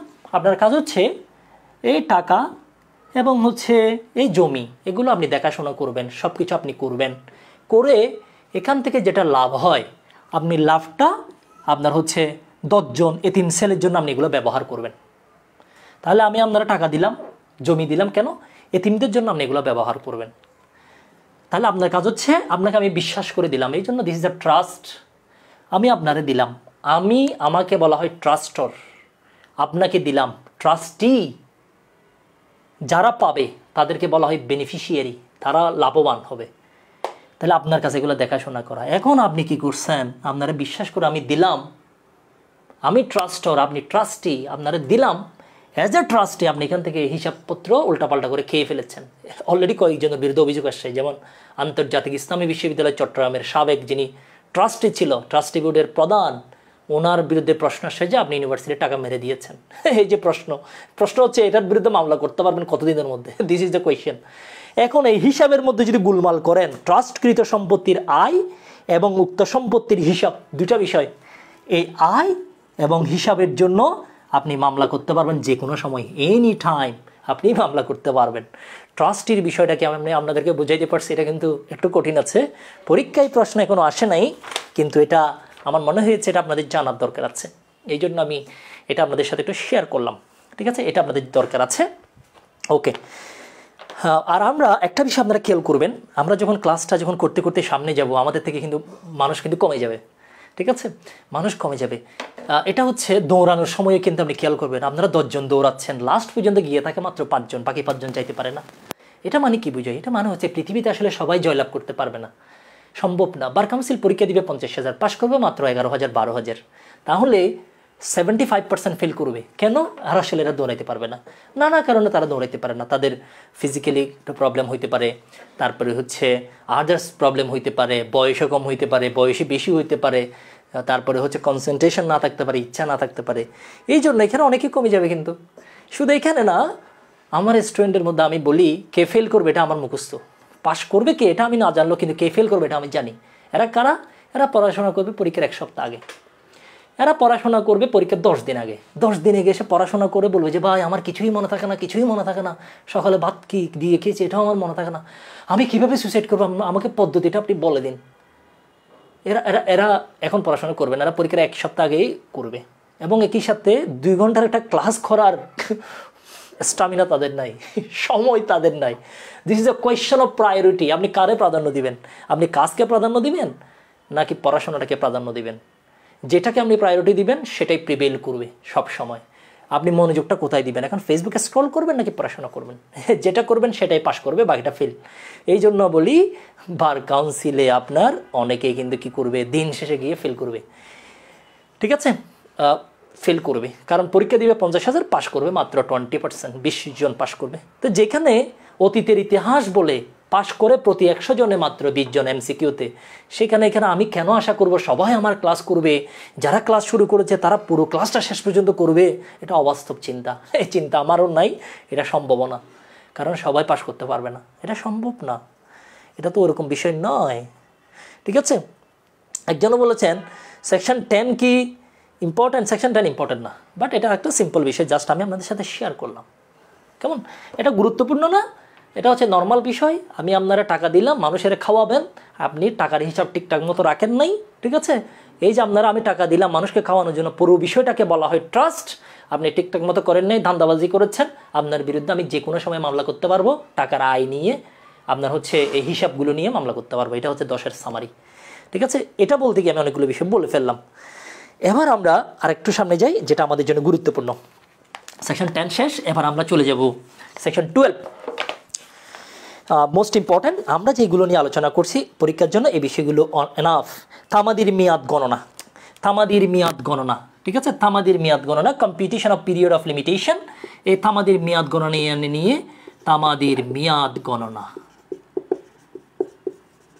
এটা নিয়ে আলোচনা করা হয়েছে সেকশন 12 থেকে সেকশন 25। এটা রিটেন পরীক্ষা আসে, তামাদির মেয়াদ গণনা নিয়ে আলোচনা করুন। তখন আপনাকে ধারাগুলো সবগুলো লিখতে হবে। এটা হেডলাইনে লেখা আছে তামাদির মেয়াদ গণনা, সেকশন 12 থেকে 25। আমরা সেকশন 12 থেকে একটু দেখে নিই। প্রথমে 12 থেকে প্রশ্ন আসছে 5টা মোস্ট ইম্পর্টেন্ট প্রশ্ন। 12 থেকে প্রথম যে প্রশ্নটা আসছে সেটা আমরা একটু দেখে ফেলি। একটা প্রশ্ন পরীক্ষা আসছে, সেটা হচ্ছে advocateship 2022, exclusion of time in legal proceeding. দেখেন, খেয়াল করেন, প্রশ্ন কিন্তু বাংলা প্রশ্ন। বাংলা প্রশ্নে প্রশ্ন করা হচ্ছে exclusion of time in legal proceeding. এটা আসলে আছে কোথায়? Exclusion of time in legal proceeding, এটা কোথায় আছে বলেন তো দেখি আপনারা, কোথায় আছে? এটা কোথায় আছে এক্সক্লুশন অফ টাইম ইন? এটা কিন্তু আপনাদেরকে সেকশন 5 আমি বলেছিলাম যে এই ধরনের হেডলাইন দিয়ে প্রশ্ন করতে পারে। তাহলে সেকশন 5 এটা কিন্তু আমি আপনাদেরকে মনে করিয়ে দিয়েছি। তো সেকশন 12 আমরা যেটা বললাম exclusion of time in legal proceeding, এটা কোথায় আছে? আপনার প্রশ্ন কিন্তু পরীক্ষায় চলে আসছে অ্যাডভোকেটশিপ 2012। তাহলে এই ধাঁচের কিন্তু প্রশ্ন হবে, এগুলো কিন্তু আপনারা অনেকেই পারবেন না। ঠিক আছে, exclusion of time in legal proceeding, এটা কিন্তু অ্যাডভোকেটশিপ 2022 সালের প্রশ্ন। এটা সেকশন 5-এ যে হেডলাইনটা আছে এটাও আমাদের জন্য দরকার, এটা হইতে পারে আমাদের নেক্সট কোয়েশ্চেন। তাহলে সেকশন 12 আমরা দেখলাম কিছু সময় আমাদেরকে বাদ দিতে হবে, কিছু সময় অটোমেটিক্যালি আমাদের বাদ যাবে। কখন কখন বাদ যাবে? ধরেন আজকে একটা মামলা করার অধিকার জন্ম নিয়েছে, আজকেই একটা আপিল করার অধিকার জন্ম নিয়েছে, আজকে থেকে শুরু সময়টা। তারপরে হচ্ছে দরখাস্তের আজকে থেকেই শুরু। যেদিন আপনার হচ্ছে এটা শুরু হবে, আরম্ভের দিন যেটা আছে, এই আরম্ভের দিনটা বাদ যাবে। ঠিক আছে, আজকে থেকে কাউন্ট হবে না, কাউন্ট করবেন আগামীকাল থেকে। ঠিক আছে, ধরেন মামলা করার আপনি আমাকে বললেন যে আপনার টাকা আমি দিব না। ঠিক আছে, আপনি এই ধরনের একটা অস্বীকার করলেন। ঠিক আছে, অথবা চুক্তি আপনি ভায়োলেশন করলেন আজকে, তাহলে আজকের দিনটা গুনবো না, আগামীকাল থেকে গুনবো। যেদিন আরম্ভ হবে সেদিন আমরা কাউন্ট করবো না, এরপর দিন থেকে করবো। মামলা, আপিল এবং দরখাস্তের মেয়াদ আরম্ভের দিনটা আমরা কাউন্টিং থেকে বাদ দিব, এটা এক্সক্লুশন হবে, এটা এক্সক্লুড করব। নাম্বার 1। নাম্বার 2-তে যে বিষয়টা বলা আছে, আমরা যখন একটা রায়ের বিরুদ্ধে যখন একটা মামলা করি, ঠিক আপিল করি রায়ের বিরুদ্ধে, আদেশের বিরুদ্ধে, দণ্ডের বিরুদ্ধে, তখন রায় নেওয়ার জন্য কিন্তু আমাদের কিন্তু নকল দিতে হয়, জাবেদা নকল বলি, সার্টিফাইড কপি আমরা বলি, আপনাদের হয়তো মনে আছে, এগুলো আপনারা কোর্টে করেন। ঠিক আছে, সার্টিফাইড কপি নিতে কিন্তু সময় লাগে। ঠিক আছে, আপনি কিন্তু আবেদন করে ফেলবেন, আবেদন করার পরে কখন আপনারা দিচ্ছে এটাও কিন্তু লেখা থাকে উপরে। এই যে সময়টা লাগে সার্টিফাইড কপি ছাড়া আপিল করা যায় না। এই সার্টিফাইড কপি নকল নিতে যেই সময়টা লাগবে, এই সময়টাও কিন্তু আপনার আপিলের সময় যখন কাউন্ট করবেন তখন কিন্তু বাদ যাবে। ঠিক আছে, কারণ এই সময়টা তো কাউন্ট করলে তো আমি শেষ। কারণ এমন অনেক সময় হয়েছে যে নকল নিতে লাগে আমার 2 মাস, নানা কারণ ওরা দিতে পারে না। এই জন্য এখানে নকলের উপরে লেখা থাকে আপনি আবেদন করছেন কয় তারিখ, আপনাকে দিল কয় তারিখ, সেটা কিন্তু লেখা থাকবে। নাম্বার 2।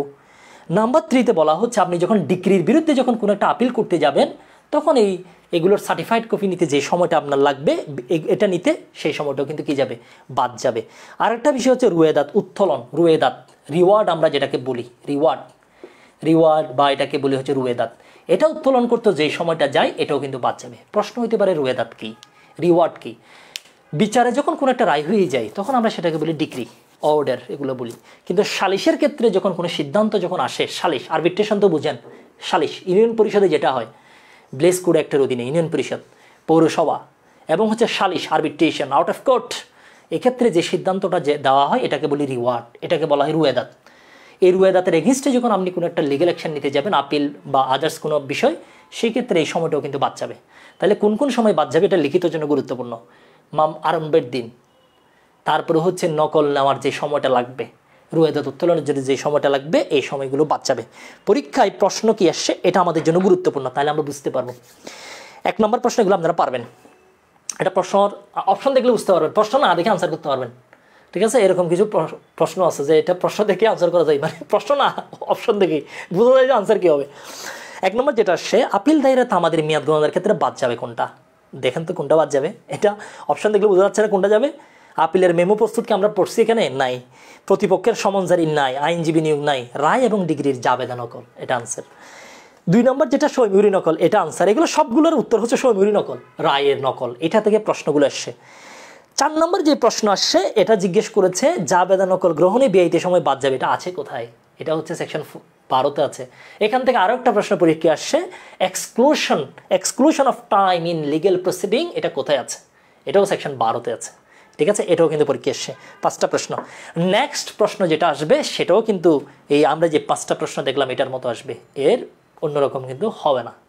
সেকশন 8-এর ক্ষেত্রে একটা সময়ের কথা বলেছি, মনে আছে আপনাদের, দেখি আপনারা আনসার করেন তো। সেকশন 8-এ আমরা বলেছি কয় বছরের কথা বলেছিলাম, অগ্রক্রয়ের মামলা এবং কয় বছর, 6 বছর নাকি 12 বছরের কথা বলেছিলাম, কমেন্টে জানান। অগ্রক্রয়ের মামলা সেকশন 8-এ, এটা একটা প্রশ্ন করলাম আর কি। ঠিক আছে, অগ্রক্রয়ের মামলার ক্ষেত্রে কী হবে, 6 হবে না 8 হবে, কমেন্টে জানাবেন। এটা জানাবেন কমেন্টে। একই সাথে সবাইকে অনুরোধ করবো লাইভটা একটু শেয়ার করেন, 2টা রিকোয়েস্ট করলাম। একটা জানাবেন সেকশন 8-এ কয় বছর সময় পাবেন সর্বোচ্চ, আর 6 বছর নাকি 8 বছর, একটা প্রশ্ন। আরেকটা হচ্ছে লাইভটা একটু শেয়ার করবেন, 2টা। আচ্ছা, এরপর আমরা আরেকটা যাই। তাহলে সেকশন 12 আমরা দেখলাম, এরপর 13টা আমরা একটু দেখে ফেলি। আপনি যার বিরুদ্ধে মামলা করবেন বিবাদী, সে দেশের বাইরে, তাহলে মামলা করে তো কোনো লাভ হচ্ছে না। সেক্ষেত্রে সে যখনই দেশে আসবে তখন থেকে তার জন্য তামাদির সময়টা শুরু হবে। ঠিক আছে, সেই যখনই দেশে আসবে, যারা বাইরে অবস্থান করছে, একজনে লিখেছে 6 বছর, মিস্টার জিদনিল কবির জেনিত, আপনি 6 বছর কেন বলছেন, আরেকজন বলছে 12 বছর। এখানে 12 এগুলো তো একটা আনসার হবে না, আমি তো অপশনের উত্তর দিই নেই, এই যে খেয়াল করেন নাই। 3 বছর পরীক্ষা আসবে, 3 বছর, 12 বছর 6 বছর এগুলো কিছুই আসবে না, উত্তর যেটা হবে সেটা হবে 3 বছর। ঠিক আছে, 12, 6 এগুলো বোঝার জন্য বলেছি। অপশন যখন 12, 6 দিলাম আপনি কনফিউজড হয়ে গেছেন, 3 বছর। আচ্ছা, সেকশন 13 নিয়ে আমরা বেশি কথা না বলি। বিবাদী যতদিন বাংলাদেশের বাইরে থাকবে ততদিন তামাদের মেয়াদ কিন্তু স্থগিত থাকবে, সে যখনই দেশে আসবে তখন তামাদিটা শুরু হবে। এবার আসেন আমরা মোস্ট ইম্পর্টেন্ট আরেকটা ধারায় চলে যাব, যেটা আমাদের জন্য গুরুত্বপূর্ণ। This is the section 14। এটা পরীক্ষার জন্য খুবই গুরুত্বপূর্ণ। এখতিয়ারবিহীন আদালতে আপনি মূল মামলা করেছেন, সেই ক্ষেত্রে অথবা একটা দরখাস্ত দায়ের করেছেন এখতিয়ারবিহীন আদালতে, যে আদালতের কোনো জুরিসডিকশন নাই, এখতিয়ার নাই, এখতিয়ারবিহীন আদালতে মামলাটা দায়ের করে বসে যাচ্ছেন। ধরেন 3 বছরের মধ্যে মামলা করতে হবে, অথবা 1 বছরের মধ্যে আপনি মামলাটা করতে হবে চট্টগ্রাম, করে ফেলছেন ঢাকার কোর্টের এখতিয়ার আছে নাই। করতে হবে অ্যাসিস্ট্যান্ট জাজ কোর্টে, করে ফেলছেন জয়েন্ট ডিস্ট্রিক্ট জাজ কোর্টে, ওনার এখতিয়ার আছে নাই। তারপরে ফ্যামিলি কোর্টের মামলা করতে হবে ফ্যামিলি কোর্টে, করে ফেলছেন আরেকটা জায়গায়, এখতিয়ার আছে নাই। তাহলে যে কোর্টের এখতিয়ার নাই আপনি সেই কোর্টে মামলা করেছেন, অথবা শুধু মামলা নয়, আরেকটা কথা বলা আছে, আপনি দরখাস্ত করেছেন। আপনি কেন করলেন আপনি আসলে ইচ্ছা করে করেন নাই, ভুলে করে ফেলছেন। এখানে বলা আছে আপনি ডিউ ডিলিজেন্সে করেছেন এটা। ঠিক আছে, ডিউ ডিলিজেন্সে যত্ন সহকারে আপনি করেছেন সব কিছু, কিন্তু এটার এখতিয়ার নেই। এখন 6 বছর পরে মামলা কোর্ট বললো যে এটা তো মামলা এখতিয়ার নেই, মামলা খারিজ। এখন 6 বছর পরে যদি বলে, তখন আপনি কি করবেন? আপনি যখন নতুন করে যখন মামলা করতে যাবেন একই বিষয় নিয়ে, সেম কজ, কিন্তু অন্য বিষয় হবে না, যে এখন 6 বছর পরে কোর্ট বললো আপনার মামলা খারিজ, কেন? এটার এখতিয়ার নেই। এখন আরেকটা কোর্টে যখন, যে কোর্টের এখতিয়ার আছে সেই কোর্টে যখন যাবেন, প্রশ্ন আসবে না এত বছর কই ছিলেন, তখন বলা হচ্ছে এরকম যে কোডের এখতিয়ার নাই, সেই কোডে যদি আপনি সময় যদি নষ্ট হয়ে যায়, তখন আপনি নতুন কোডে এসে আপনি কি করবেন, আপনার জন্য তামাদি সময়টা, ওই সময়টা বাদ যাবে। যতদিন আপনি ওই কোডে ছিলেন ওই সময়টা বাদ যাবে, কারণ ওটা আপনি আসলে ইচ্ছা করে করেন নাই, এই জন্য বাদ যাবে। এখন আপনার মামলা আসলে আপিলে চলে গেছে, মামলা শেষ, এটা আপিলে চলে গেছে, আপিলে গিয়ে বোঝা গেল যে আপনার কোনো এখতিয়ার ছিল না, সেই ক্ষেত্রেও কিন্তু এটা প্রযোজ্য হবে। আপনি নতুন করে সেই মামলা দায়ের করতে পারবেন, কোনো সমস্যা নেই, কারণ আপনি আগে যেটা করেছেন এটার এখতিয়ার ছিল না এবং আপনি ইচ্ছা করে করেন নাই, যত্ন সহকারে করেছেন। এই জন্য এখতিয়ারবিহীন আদালতে যদি কোনো একটা মামলা ফাইল করে ফেলেন, কোনো একটা অ্যাপ্লিকেশন দায়ের করে ফেলেন, করার পরে তামাদি শেষ, পরে যখন নতুন আর একটা কোর্টে যাবেন তখন প্রশ্ন উঠবে এতদিন কই ছিলেন, তামাদি শেষ। তখন আপনি বলবেন মাননীয় আদালত আমি এই কোর্টে মামলাটা করেছিলাম, আনফর্চুনেটলি ওই কোর্টের এখতিয়ার নেই, কোর্ট মামলা কিন্তু আমাকে খারিজ করে দিয়েছে। এই ক্ষেত্রে আমি একই বিষয় নিয়ে আপনার কাছে এসেছি, সেই ক্ষেত্রে কোর্ট এই সময়টা বাদ দিবে। সেকশন 12, পরীক্ষায় প্রশ্ন কি আসবে সেটা দেখব। পরীক্ষায় প্রশ্ন আসছে, শেয়ার করা কি যাবে? হ্যাঁ, এটা শেয়ার করতে পারবেন, এটা পাবলিক গ্রুপে নিচ্ছি ক্লাসটা, এটা রিকোয়েস্ট করলাম, এটা আপনার ইচ্ছা, রিকোয়েস্ট রাখতে পারেন নাও রাখতে পারেন, যে শেয়ার আপনি করতে পারেন নাও করতে পারেন, বাট রিকোয়েস্ট হচ্ছে শেয়ার করলে হবে কি, আরেকটা আপনার একজন ফ্রেন্ড কিন্তু এটা পাবে, তখন সেই ফ্রেন্ড কিন্তু এটা যখন জানবে সে আপনার প্রতি কিন্তু গ্রেটফুল হবে, আমাদের প্রতি না আপনার প্রতি হবে। এটা অতীতে কিন্তু এরকম হয়েছে কীরকম, একজন বন্ধু ক্লাস করেছে, সে আরেকটা ফ্রেন্ডকে নিয়ে আসছে, পরে দেখা গেলো ওই ফ্রেন্ড কিন্তু লয়ার হয়ে গেছে। তখন ওই ফ্রেন্ড বলেছে এরকম যে আমি আমার বন্ধু যে আমাকে আলো দেখিয়েছে মিডল স্কুলে নিয়ে আসছে, তার প্রতি আমি আজীবন কৃতজ্ঞ, সে না বললে কিন্তু আমি পাইতাম না, এই জন্য এটা বললাম। ঠিক আছে, তাহলে আলো শুধু আমরা তাকে বলবো। হ্যাঁ, সরল বিশ্বাসে এখতিয়ারবিহীন আদালতে মামলা করলে সেই ক্ষেত্রে আপনি অন্য কোর্টে যাইতে পারবেন, ওই সময়টা বাদ যাবে। কেমন? তাহলে পরীক্ষায় প্রশ্ন আসছে, তামাদি আইন 1914 প্রযোজ্য হবে কোথায়? সুটের ক্ষেত্রে, এটা আপনারা পারবেন। 2 নাম্বার, আর বন্ধুদেরকে একটু কাইন্ডলি মেনশন করেন, আপনার ফ্রেন্ডদেরকে একটু মেনশন করবেন। 2 নাম্বার, মোকদ্দমা দায়েরের পর আর্জি ফেরত দেওয়া হয়েছে, ইতিমধ্যেই মোকদ্দমার মেয়াদ শেষ, আপনি এখন কি করবেন? 5 ধারায় দরখাস্ত করবেন, 9 ধারায় করবেন, 14 ধারায় করবেন, আপনারাই বলেন কোথায় করবেন। 5 ধারায় করা যাবে? 5 ধারা কি সুটের ক্ষেত্রে প্রযোজ্য? করা যাবে না, এখানে তো 5 ধারায় বলা আছে, ওইখানে সুটকে কিন্তু মেনশন করা হয় নাই। সুটের ক্ষেত্রে প্রযোজ্য হচ্ছে 14 ধারায়, আপনাকে দরখাস্তটা দিতে হবে 14 ধারায়। ঠিক আছে, 14 ধারায় দরখাস্তটা দিতে হবে। এতটুকু পর্যন্ত ক্লিয়ার কিনা একটু কমেন্টে জানাবেন। তাহলে আমরা অনেকগুলো বিষয় কিন্তু আমরা কি করেছি এতক্ষণ পর্যন্ত, আমরা স্টাডি করেছি। আমরা 10 দেখলাম, আমরা 12 দেখলাম, আমরা 13 দেখলাম, আমরা 14 দেখলাম। এখন আমরা চলে যাব আরও কিছু সেকশনে। আরে কিছু স্যার শেয়ার অপশন নেই, এটাতে শেয়ার অপশন নেই না? শেয়ার অপশন আছে, অবশ্যই আছে, শেয়ার অপশন আছে, আপনারা শেয়ার অপশন পাবেন। বন্ধুদেরকে একটু মেনশন করেন, না করলে সমস্যা নেই, এটা ইটস আ রিকোয়েস্ট।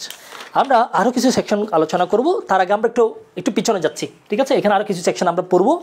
আমরা এখান থেকে আরও আলোচনা করব, আমরা 14 পর্যন্ত আমরা আলোচনা করেছি, আশা করি এখান থেকে অনেকগুলো প্রশ্ন আপনারা পেয়ে যাবেন।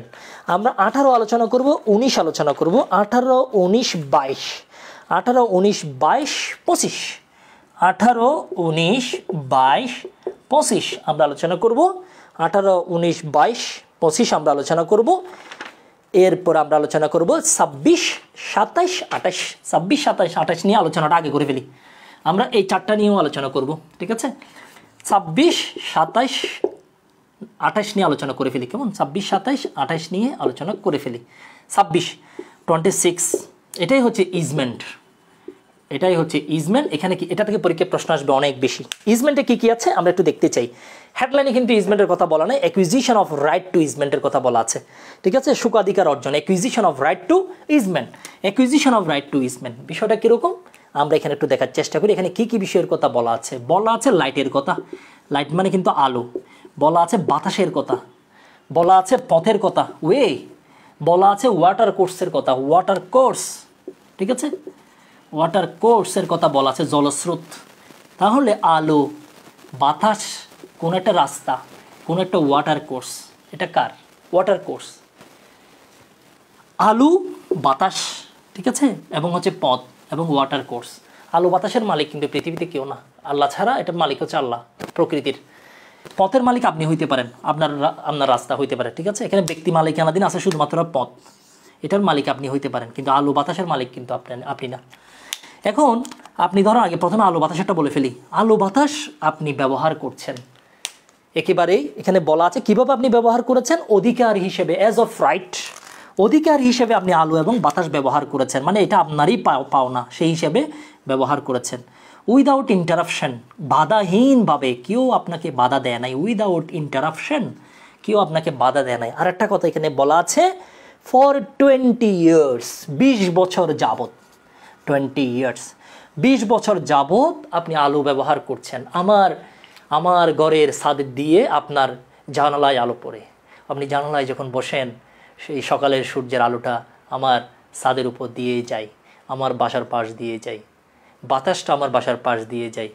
আলো এবং বাতাস আপনি অধিকার হিসেবে বুক করছেন এবং কোনো ধরনের বাধা কেউ দেয় নাই, উইদাউট ইন্টারাপশন। এটা আপনি ব্যবহার করেছেন 20 বছর। একটা বিষয় গেল। এরপর আসছে পথ, আমার জায়গা, আমার বিটা, আমার জমি। আমার জমির উপর দিয়ে আপনি হাঁটেন। আপনি কিভাবে হাঁটেন এখানে সেটাও কিন্তু বলে দেওয়া হয়েছে। আপনি হাঁটেন পিসফুলি, শান্তিপূর্ণভাবে আপনি চলাফেরা করেন, পিসফুলি, কোনো সমস্যা ছাড়া আপনি চলাফেরা করেন, নাম্বার 1। আর একটা কথা আপনি এখানে বলা হচ্ছে openly enjoyed by any person. আচ্ছা, পিসফুলি আপনি চলাফেরা করেন এবং কোনো ধরনের ভাবে কি, আচ্ছা, openly enjoyed by any person. হ্যাঁ, আপনি ওপেনলি চলাফেরা করেন পিসফুলি। তাহলে অনেকগুলো বিষয়। আপনি আমার রাস্তা দিয়ে চলাফেরা করেন কীভাবে? শান্তিপূর্ণভাবে, কোনোভাবে বাধা ছাড়া, বাধাহীনভাবে। অধিকার হিসেবে আপনি এটা করে থাকেন। 20 বছর যাবত আপনি এটা করছেন। তাহলে 20 বছর যাবত আপনি আলো বাতাস বুক করেছেন পিসফুলি, উইদাউট ইন্টারাপশন। এবং কোনো অধিকার হিসেবে আপনি এমনভাবে হাঁটছেন যেন আপনার হাঁটার অধিকার আছে। এই যে আপনি 20 বছর ধরে এই কাজগুলো করছেন, এই কাজগুলো করার কারণে, বুক করার কারণে নিজের অধিকার হিসেবে এখানে আপনার একটা অধিকার জন্ম হয়েছে। এই অধিকারটাকে বলা হয় ইজমেন্ট রাইট। আপনার সেকশন 26 যদি আমরা দেখি, সেখানে লাস্টে বলা হচ্ছে দ্য রাইট টু শাস access and use of light. এই যে প্রবেশাধিকার, অ্যাক্সেস, ইউজ অফ লাইট এবং ব্যবহার, প্রবেশ এবং ব্যবহারের অধিকার কিসে কিসে? লাইটে, বাতাসে, পথে, ওয়াটার কোর্সে, পানির ব্যবহারে। এই শ্যাল বি অ্যাবসোলিউট অ্যান্ড ইনডিফিজিবল। এটা কিন্তু তখন কিন্তু এটা অ্যাবসোলিউট হয়ে যায় এবং এটা অলঙ্ঘনীয় হয়ে যায়। এটা কেউ ভায়োলেশন করতে পারবে না। আপনার অধিকারটা এরকম হয়ে যায়, আপনার অধিকারটা অ্যাবসোলিউট হয়ে যায়। আপনি 20 বছর ধরে যদি এই ধরনের অধিকারগুলো যদি বুক করেন, এখানে আপনার একটা অধিকার জন্মে, এটাকে বলা হয় ইজমেন্ট রাইট। এতটুকু পর্যন্ত ক্লিয়ার কিনা কমেন্টে জানাবেন। আর একটা কথা এখানে আছে, মোস্ট ইম্পর্ট্যান্ট, পরীক্ষায় যে প্রশ্নটা আসবে সেটি হচ্ছে, এখন আপনি 20 বছর ধরে বুক করে ফেলেছেন। 20 বছর ধরে বুক করার পরে 20 বছর আজকে শেষ, এখন আগামীকাল এসে 20 বছর শেষ হয়ে গেছে, একজন এসে আপনাকে বাধা দিল। আপনার অধিকার তা আপনাকে কিসে বাধা দিল? ওই যে রাইট ইজমেন্টের অধিকারে বাধা দিল। সেই ক্ষেত্রে আপনি 2 বছরের মধ্যে কিন্তু 2 বছরের মধ্যে আপনি মামলা করতে পারবেন। 2 বছরের মধ্যে আপনাকে মামলাটা করতে হবে। কেউ যদি বাধা দেয়, আপনি মামলাটা করবেন কয় বছরের মধ্যে? 2 বছরের মধ্যে আপনি মামলাটা করবেন। আপনি সময় পাবেন কয় বছর? 2 বছর। যখনই বাধা দিবে 2 বছরের মধ্যে আপনি মামলাটা করবেন। মামলা করলেন, কিন্তু মামলা করার আগে কিন্তু 20 বছর শেষ হয়ে যেতে হবে, এটা কিন্তু মাথায় রাখবেন। ঠিক আছে? আপনি ধরেন 15 বছর ইউজ করলেন, এরপরে 16 বছরের মাথায় বাধা দিল, মামলা করতে গেলে হবে না, মামলা খারিজ। আপনি মামলা করতে যাইতে পারবেন 20 বছর শেষ হয়ে যাওয়ার পরে। কিন্তু এই সম্পত্তিটা, এগুলো যদি সরকারি সম্পত্তি হয়, গভর্নমেন্ট সম্পত্তি, সেই ক্ষেত্রে 20 বছর ব্যবহার করলে হবে না, আপনাকে ব্যবহার করতে হবে 60 বছর। পরীক্ষায় প্রশ্ন পেয়ে গেছে। এখান থেকে কি প্রশ্ন আসতে পারে? প্রথম প্রশ্ন আসবে, acquisition of right two easement এটা কোথায় আছে? সেকশন 26 আছে। কিসের ক্ষেত্রে এটা প্রযোজ্য? এটা লাইটের ক্ষেত্রে প্রযোজ্য, এটা এয়ারের ক্ষেত্রে প্রযোজ্য, এটা ওয়ের ক্ষেত্রে প্রযোজ্য, এটা ওয়াটার কোর্সের ক্ষেত্রে প্রযোজ্য, এটা আলো, এটা বাতাস, এটা পথ, এটা জলস্রোতের ক্ষেত্রে এটা আপনি প্রয়োগ করতে পারবেন। এবং এটা প্রয়োগ করতে চাইলে আপনাকে এনজয় করতে হবে 20 ইয়ার্স, সরকারি সম্পত্তি হলে 60 ইয়ার্স। আর ব্যবহারটা হইতে হবে অ্যাজ অফ রাইট, অধিকার হিসেবে, উইদাউট ইন্টারাপশন, কোনো বাধা আপনি পান নাই। এবং এটা হইতে হবে পিসফুলি উইদাউট ইন্টারাপশন। 20 বছর অথবা 60 বছর অধিকার হিসাবে আপনি যদি আলো, বাতাস, পথ, জলস্রোত যদি ব্যবহার করে থাকেন, সেইখানে আপনার একটা অধিকার জন্মায়, যেটাকে বলা হয় easement. After expiry of the 20 years, after expiry of that 60 years, this right shall be absolute and indefeasible. সেটা চূড়ান্ত হয়ে যায় এবং এটা অলঙ্ঘনীয় একটা অধিকার হিসেবে জন্ম নেয়। ইন দ্যাট কেস যদি কেউ ট্রাই করে আপনার এই অধিকারটাকে ভায়োলেশন করার জন্য কোনো ইন্টারাপশন করে after expiry of 20 years, after expiry of 60 years, in that case you can file an suit named easement under section 26 এবং সেকশন 2 এ কিন্তু কি আছে, ইজমেন্টের একটা অধিকার আছে। আরেকটা মজার কথা হচ্ছে ইজমেন্ট এক নামে একটা আইনও আছে, 1882 সালের একটা ইজমেন্ট আইন আছে, ঠিক আছে, এটা এই পাশে লিখে দিচ্ছি, ইজমেন্ট অ্যাক্ট 1882 সালের একটা আইনও আছে, ঠিক আছে। বেসিক্যালি মানুষ এই আইনে মামলাগুলো করে। এতটুকু পর্যন্ত ক্লিয়ার কিনা বলেন? পরীক্ষায় প্রশ্ন যেগুলো আসছে এগুলো দেখি আপনারা পারেন কিনা, কিন্তু অনেকে আপনারা ট্রাই করবেন উত্তর দেখার জন্য, এটা করা যাবে না। দেখি পারেন কিনা। 5টা প্রশ্ন আসছে, আগামীবার যেটা প্রশ্ন আসবে এটা আপনারা অবশ্যই পারবেন, এটা গ্যারান্টেড। যদি এখান থেকে প্রশ্ন করে, এটা রিটেন আসবে, প্রিলিতে না আসলে কিন্তু লিখিত তো আসবে। সরকারের বিপক্ষে মামলা যদি করতে চান কয় বছর লাগবে? আনসার করেন। নাম্বার 1। 2 নাম্বার সরকার, প্রশ্ন আর দেখতে হবে না, আনসার করেন। 3 নাম্বার বেসরকারি, আর দেখতে হবে না, আনসার করেন। একটা 60 বছর আর একটা 20 বছর। 4 নাম্বার কোনো জলপথে ইজমেন্ট অধিকার অর্জনের ক্ষেত্রে নিম্নের কোনটি প্রযোজ্য? শুধু 20 বছরের ব্যবহার, নিরবিচ্ছিন্নভাবে 20 বছর ব্যবহার। নিরবিচ্ছিন্ন তো বুঝেন 10 বছর ইউজ করলেন, মাঝখানে 2 বছর করেন না, এরপর আবার করলেন, এটা হবে না। এটা একসাথে যাইতে হবে কন্টিনিউয়াসলি, নিরবিচ্ছিন্নভাবে, টানা। নিরবিচ্ছিন্নভাবে, শান্তিপূর্ণভাবে অধিকার হিসেবে 3টা কথা এখানে বলা আছে, নিরবিচ্ছিন্ন, শান্তিপূর্ণ অধিকার এবং 20 বছর। মোট 4টা শর্ত আছে এখানে। একটা হচ্ছে নিরবিচ্ছিন্নভাবে, উইদাউট ইন্টারাপশন। উইদাউট ইন্টারাপশনের বাংলা কিন্তু আমি বলেছি বাধাহীনভাবে, এটা বাধাহীন নয়, এটা হচ্ছে নিরবিচ্ছিন্নভাবে, সিরিয়ালি যেতে হবে, উইদাউট ইন্টারাপশন, নিরবিচ্ছিন্নভাবে, বাংলা ঠিক রাখতে হবে। নিরবিচ্ছিন্ন, পিসফুলের বাংলা হচ্ছে শান্তি, অ্যাজ অফ রাইট, অধিকার হিসেবে। 3টা কথা, 3টা ওয়ার্ড, শান্তি, নিরবিচ্ছিন্নভাবে, শান্তিপূর্ণভাবে, অধিকার হিসেবে। 3টা শর্ত মেনে চলতে হবে এবং একই সাথে হইতে হবে 20 বছর অথবা 60 বছর। পারবেন। লিমিটেশন অ্যাক্টের কত দ্বারা ইজমেন্ট সম্পর্কে বলা আছে? দেখি আপনাকে কে আটকাইতে পারে, আমাকে বলেন তো। সেকশন 26 থেকে প্রশ্ন করে কে আটকাইতে পারে এটা আমরা দেখতে চাই। সালাউদ্দিন ভাই জয়েন করেছেন। সালাউদ্দিন ভাই কেমন আছেন আপনি? সালাউদ্দিন ভাইকে আমি আগে একবার রিকোয়েস্ট করেছিলাম, আমি যে ভাই পড়াশোনা ফার্স্ট। সালাউদ্দিন ভাই হচ্ছে খুবই আন্তরিক মানুষ, উনি মানুষকে খুবই হেল্প করেন। এই হেল্প করতে গিয়ে উনি আসলে কনসেন্ট্রেশন দিতে পারেন না। আপনাদের মধ্যে এখানে যারা পলিটিশিয়ান আছেন, রাজনীতি যারা করেন, যেই দলের রাজনীতি করেন, এটা আপনার বিষয়, পড়াশোনার কনসেন্ট্রেশন রাখতে হবে, ঠিক আছে।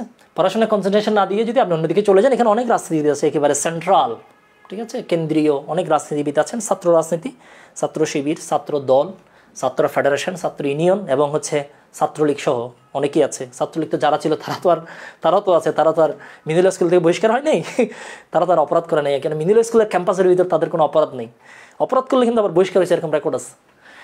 বহিষ্কার করছে কীরকম, এটা মনে হয় 2023 সালে এরকম একজন বড় নেতাকে আমি গ্রুপ থেকে বহিষ্কার করে দিয়েছি।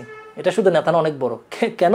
তার অপরাধটা কি? অপরাধ যে গ্রুপে স্টিকার দেয়, গ্রুপে স্টিকার দেওয়ার কারণে ওনাকে আমি রিমুভ করেছি। রিমুভ করার পর উনি আমার প্রশ্ন করেছে আমি লিডার, তা আমি যে আপনি লিডার, এটা আমি কী করবো? You are my student, it's your only identity, sole identity. আপনি লিডার কিনা এটা তো আমার বলার দরকার ছিল না, আপনি নিয়ম লঙ্ঘন করছেন, আউট।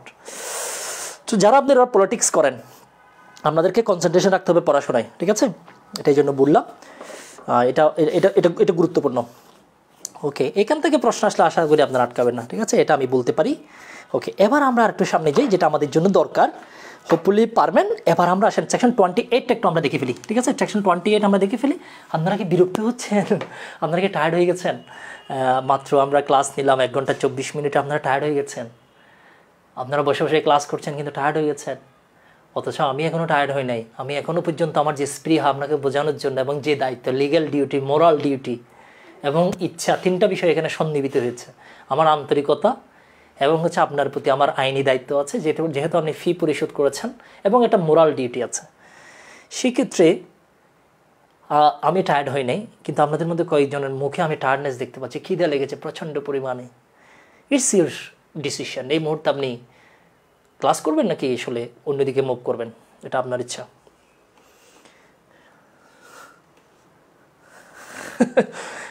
আচ্ছা, না কে গোপনে নাই, মিনি ল স্কুলে তো এখানে সবার পরিচয় হচ্ছে স্টুডেন্ট হিসেবে। অফেন্স করলে আউট হবে, নর্মালি এখানে আউট হবে না, ঠিক আছে। কোনো যদি বিশেষ অপরাধ করে থাকে, খুন করেছে এরকম কেউ হলে, এটা আমি পড়াবো না, এটা যে দলের হোক। আমি কোনো খুনিকে পড়াই না, মার্ডারারকে পড়াই না, এটা আমি এটা অনেক আগে বলে দিয়েছিলাম, আমাদের হয়তো মনে আছে, 3 তারিখ বলেছি আমার স্টুডেন্ট যারা এরকম অ্যাটাক করবে এগুলো আমি পড়াবো না, মানে মারধর করবে এগুলো পড়াবো না। মারধর যারা করবে তারা পড়তে পারবে, এটা যে দলের হোক, এটা সমস্যা নেই, ঠিক আছে। পড়াশোনার করার অধিকার, এটা ফান্ডামেন্টাল রাইটস, এটাতে হাত দেওয়ার দরকার নেই। কিন্তু আরেকজনকে মেরে ফেললে তো পড়তে পারবে না, এটাকে পড়ে লাভ নেই, এটা লস প্রজেক্ট। সেকশন 26 আমরা দেখলাম, সেকশন 28 আমরা একটু দেখে নেওয়ার চেষ্টা করবো, মোস্ট ইম্পর্টেন্ট। সেকশন 28 না, এখানে আর পলিটিক্যাল আলাপ শেষ, ঠিক আছে। অ্যাজ এ ল স্টুডেন্ট আপনি পলিটিক্স নিয়ে আলোচনা করবো, বাট এইটা শেষ। আপনি বলেছেন মিনি পড়তে পারবে, সমস্যা নেই, মিনির জন্য কোনো আপত্তি নেই, বড় হলেও পড়তে পারবে, অপরাধ না করলে হইলো। Section 28 most important, extinguishment of right to property, এটা পরীক্ষার জন্য গুরুত্বপূর্ণ এই হেডলাইনটা। এক্সটিংগুইশমেন্ট, বিলুপ্তি, অফ রাইট টু প্রপার্টি, সম্পত্তির ক্ষেত্রে আপনার যেটা অধিকার আছে এটা বিলুপ্ত হয়ে যাবে, এটা পরীক্ষা আসতে হবে। এটা কোন ধারার বিধান? সেকশন 28। সেকশন 28-এ বলা হচ্ছে কোন একটা সম্পত্তির যদি দখল উদ্ধারের জন্য একটা সময় আছে, কত বছরের মধ্যে আপনি এটা দখল করতে পারবেন, উদ্ধার করতে পারবেন? 12 বছর। আপনি এখন এটা উদ্ধার করেন নাই, যদি আপনি উদ্ধার না করেন সেই ক্ষেত্রে ওই সম্পত্তি থেকে আপনার অধিকার বিলুপ্ত হয়ে যাবে। বলা হচ্ছে at the determination of the period hereby limited to any person for instituting a suit for position of any property has right to such property shall be extinguished. একটা ইংলিশ শব্দ এখানে উচ্চারণ করা হয়েছে, shall be extinguished, shall be extinguished, এটা কিন্তু আপনার কি হয়ে যাবে? বিলুপ্তি হয়ে যাবে। তাহলে সম্পত্তি উদ্ধারের জন্য এই আইনের মধ্যে আপনাকে যে সময়টা দেওয়া হয়েছে ওই সময়ের মধ্যে যদি আপনি মামলা না করেন, আপনার কিন্তু সম্পত্তি কি, আপনার অধিকারটা কিন্তু বিলুপ্ত হয়ে যাবে।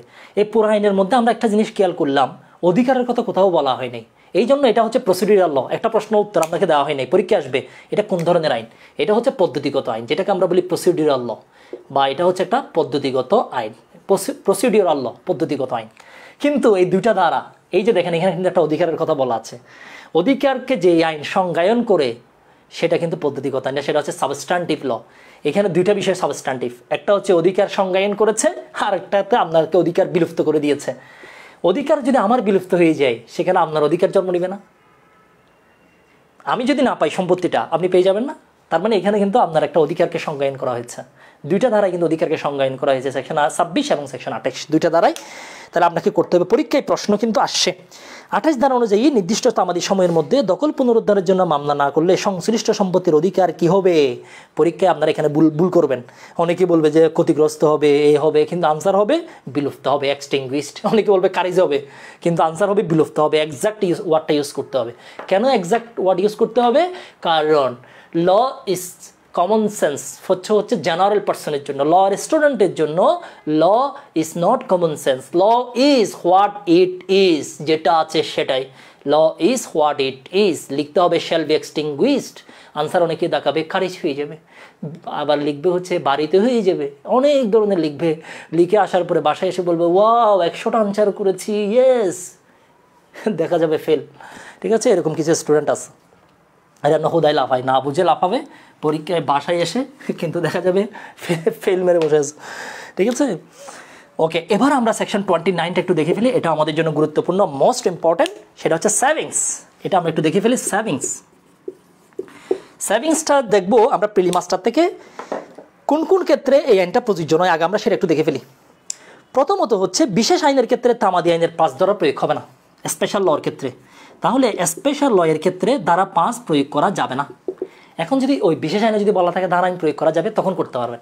বলা যদি না থাকলে আপনি ধারা 5-এ এমনি নারী শিশুর মামলা করলেন, দুদকে মামলা করলেন, মানি লন্ডারিংয়ে মামলা করলেন, ওরকম স্পেশাল লতে মামলা করে দ্রুম সেকশন 5-এ দরখাস্ত দিয়ে আপনি শুরু করতে পারবেন না, এখানে সেকশন 5 প্রয়োগ করা যাবে না।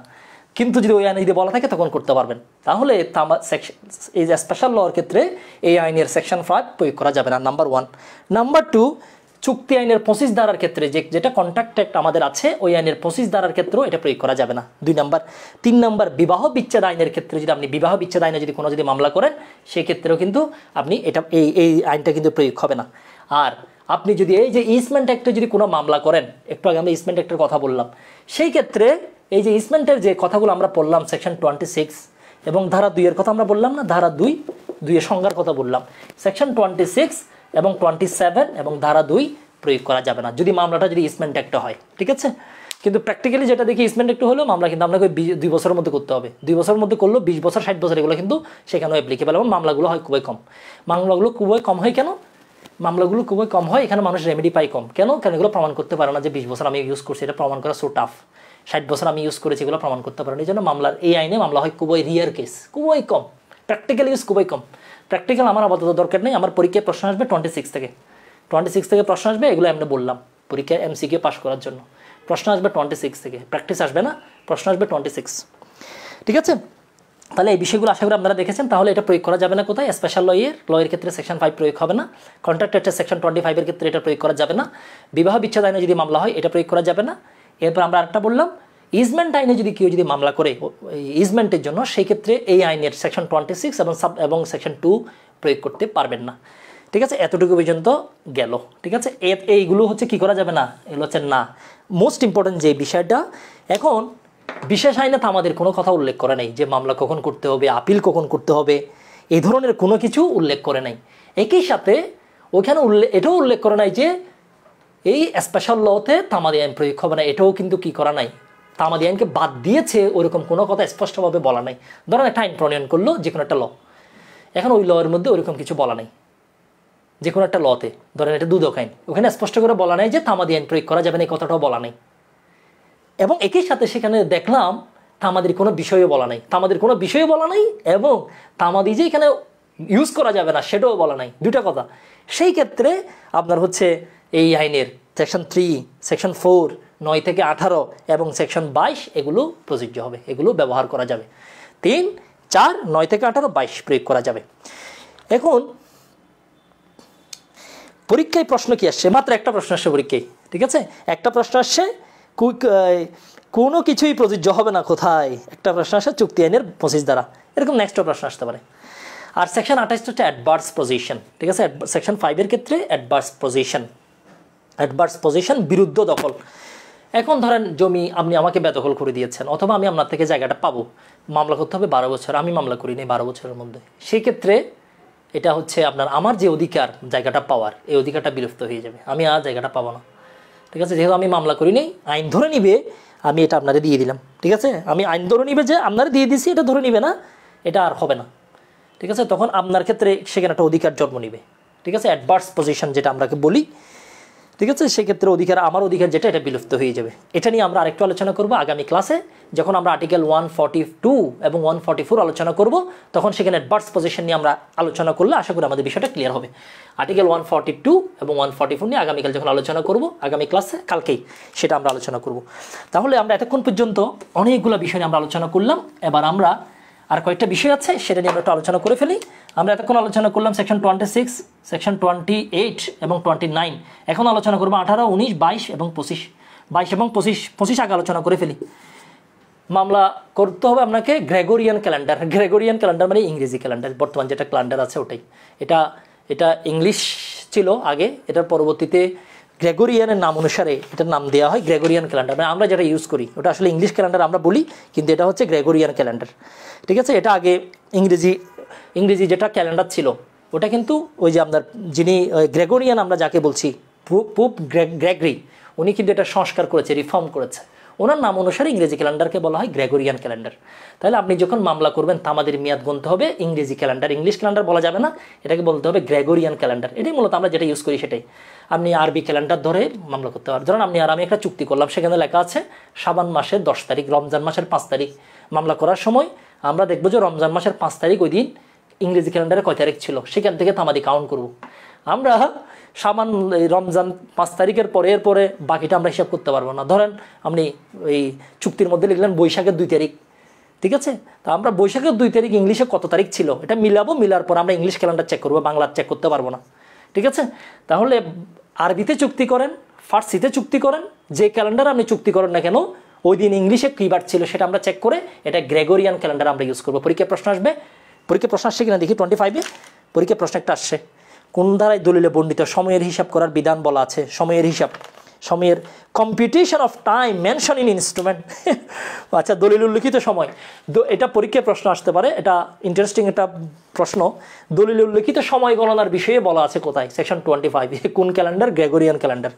ঠিক আছে, গ্রেগরিয়ান বর্ষপঞ্জি। ঠিক আছে, এটা একটু দেখে নেবেন। আমরা সেকশন 25-এর পর আরেকটা ধারা আমরা দেখবো, সেটা হচ্ছে সেকশন 22, মোস্ট ইম্পর্টেন্ট। নতুন বাদী বা বিবাদীকে যদি কারো স্থলাভিষিক্ত বা পক্ষভুক্ত করা হয়, এখন ধরেন একটা মামলায় নতুন বিবাদীকে স্থলাভিষিক্ত করা হলো, অথবা নতুন বাদীকে করা হলো, বিবাদীকে করা হলো, নতুন কাউকে যদি মামলায় যদি আনা হয় একটা চলমান মামলায়, সেক্ষেত্রে আমরা ধরে নিব মামলাটা তার জন্য ওই দিনই করা হয়েছে, এটা আমরা ধরে নিব, নর্মাল বিষয়। এখন কিছু ক্ষেত্রে এটা প্রয়োগ করা যাবে না, দুইটা এক্সেপশন আছে দুইটা। এক হচ্ছে ধরেন সত্য হস্তান্তরের কারণে কি হয়ে গেছে, পক্ষভুক্ত করা হলো। আপনি আমার বিরুদ্ধে মামলা করলেন একটা সম্পত্তির জন্য, এখন আমাকে বিবাদী করলেন, আপনি বাদী। এখন আমি কি করলাম, প্রপার্টিটা রহিমকে সেল করে দিলাম, তাহলে আমি সত্য ট্রান্সফার করে দিচ্ছি না, তাহলে আমার জায়গায় কে আসবে, রহিম আসবে, এই জায়গায় এটা প্রযোজ্য হবে না, ঠিক আছে। আর একটা বিষয় হচ্ছে ধরেন আপনি বাদী ছিলেন, আমি বিবাদী ছিলাম, আমাকে কোর্ট বাদী করে ফেলেছে, সেক্ষেত্রেও এটা প্রযোজ্য হবে না, সিম্পল বিষয়। প্রথম বিষয় হচ্ছে নতুন করে যদি কোনো মামলায় কাউকে যদি পক্ষভুক্ত করা হয়, সেক্ষেত্রে আমরা ধরে নিব মামলাটা তার জন্য অধীনেই হয়েছে, এটা আমরা ধরে নিব। তবে দুই ক্ষেত্রে এটা প্রয়োগ করা যাবে না।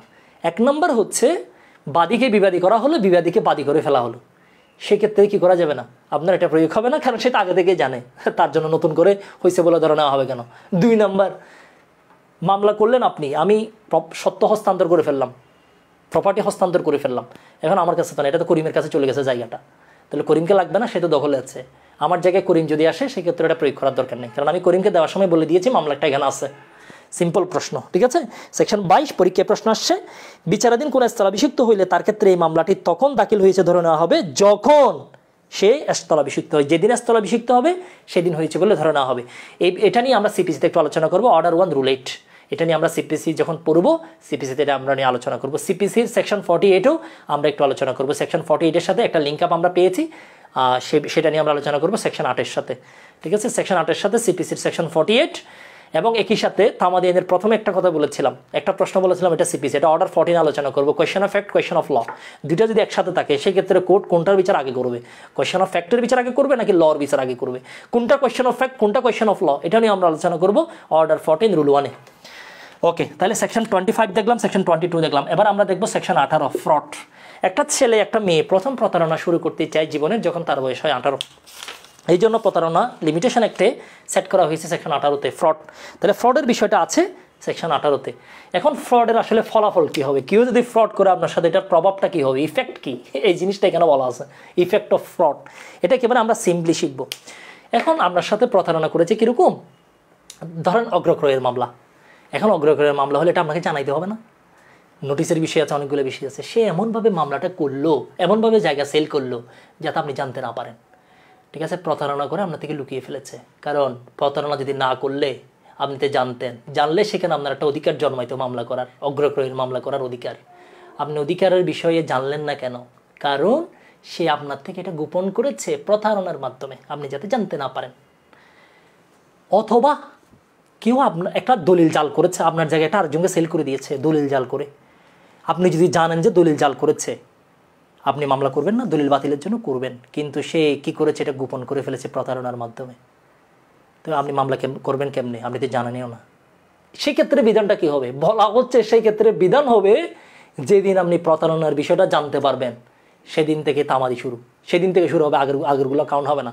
আপনি জানলেন যে প্রতারণা করে সে কি করেছে, গোপনে জায়গা সেল করে দিয়েছে যাতে আপনি না জানেন, যেদিন জানবেন সেদিন থেকে মামলার সময় স্টার্টিং। আর দলিলের ক্ষেত্রে যেদিন আপনি দলিলটা সম্পর্কে জানবেন অথবা তারা হাজির করাইতে বাধ্য করতে পারবেন, সেদিন থেকেই আমাদের সময়টা স্টার্ট হবে, ঠিক আছে। ওকে, আমরা যদি দেখি আপনার সেকশন 18 লাস্ট যে প্যারাটা আছে, প্যারাটা যদি দেখেন সেখানে পাবেন শ্যাল বি কম্পিউটেড, এটা গণ্য হবে কখন থেকে, from time when fraud first became known to the person injuriously affected thereby. প্রতারণার বিষয়টা যে এফেক্টেড হলো, আপনি এফেক্টেড হয়েছেন, সেক্ষেত্রে আপনি যখন জানবেন তখন থেকে গণনা হবে, এর আগে গণনা করা হবে না ওই মামলার জন্য।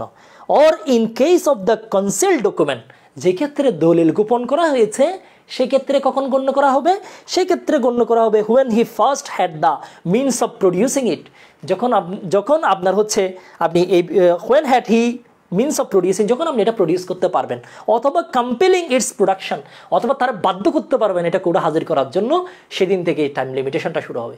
তাহলে ফ্রডের কারণে কেউ যদি আপনার থেকে মামলা করার অধিকার গোপন করেছে, গোপন না করলে কিন্তু মামলা করতে পারতেন, একটা সময়ের মধ্যে, সেটা যদি গোপন করে ফেলে, ইন দ্যাট কেস আপনার সময়টা কিন্তু শুরু হবে আপনি যখন প্রতারণার বিষয়টা জানবেন। Who are you? You are that person who injuriously affected. এখানে বলা আছে আপনি হচ্ছেন ইনজুরিয়াসলি এফেক্টেড পারসন, ক্ষতিগ্রস্ত পারসন আপনি। আর যে ক্ষেত্রে দলিলের বিষয় আছে সেই ক্ষেত্রে দলিলের বিষয়টা যে আপনার থেকে যে প্রতারণার আপনি কোর্টে যদি প্রডিউস করতে পারেন অথবা যদি তারা কম্পেল করতে পারেন for production, in that case আপনি সেই সময় থেকে আপনার জন্য তামাদি সময়টা কাউন্ট হবে। এটা হচ্ছে সেকশন 18, বিষয়টা হচ্ছে প্রতারণা।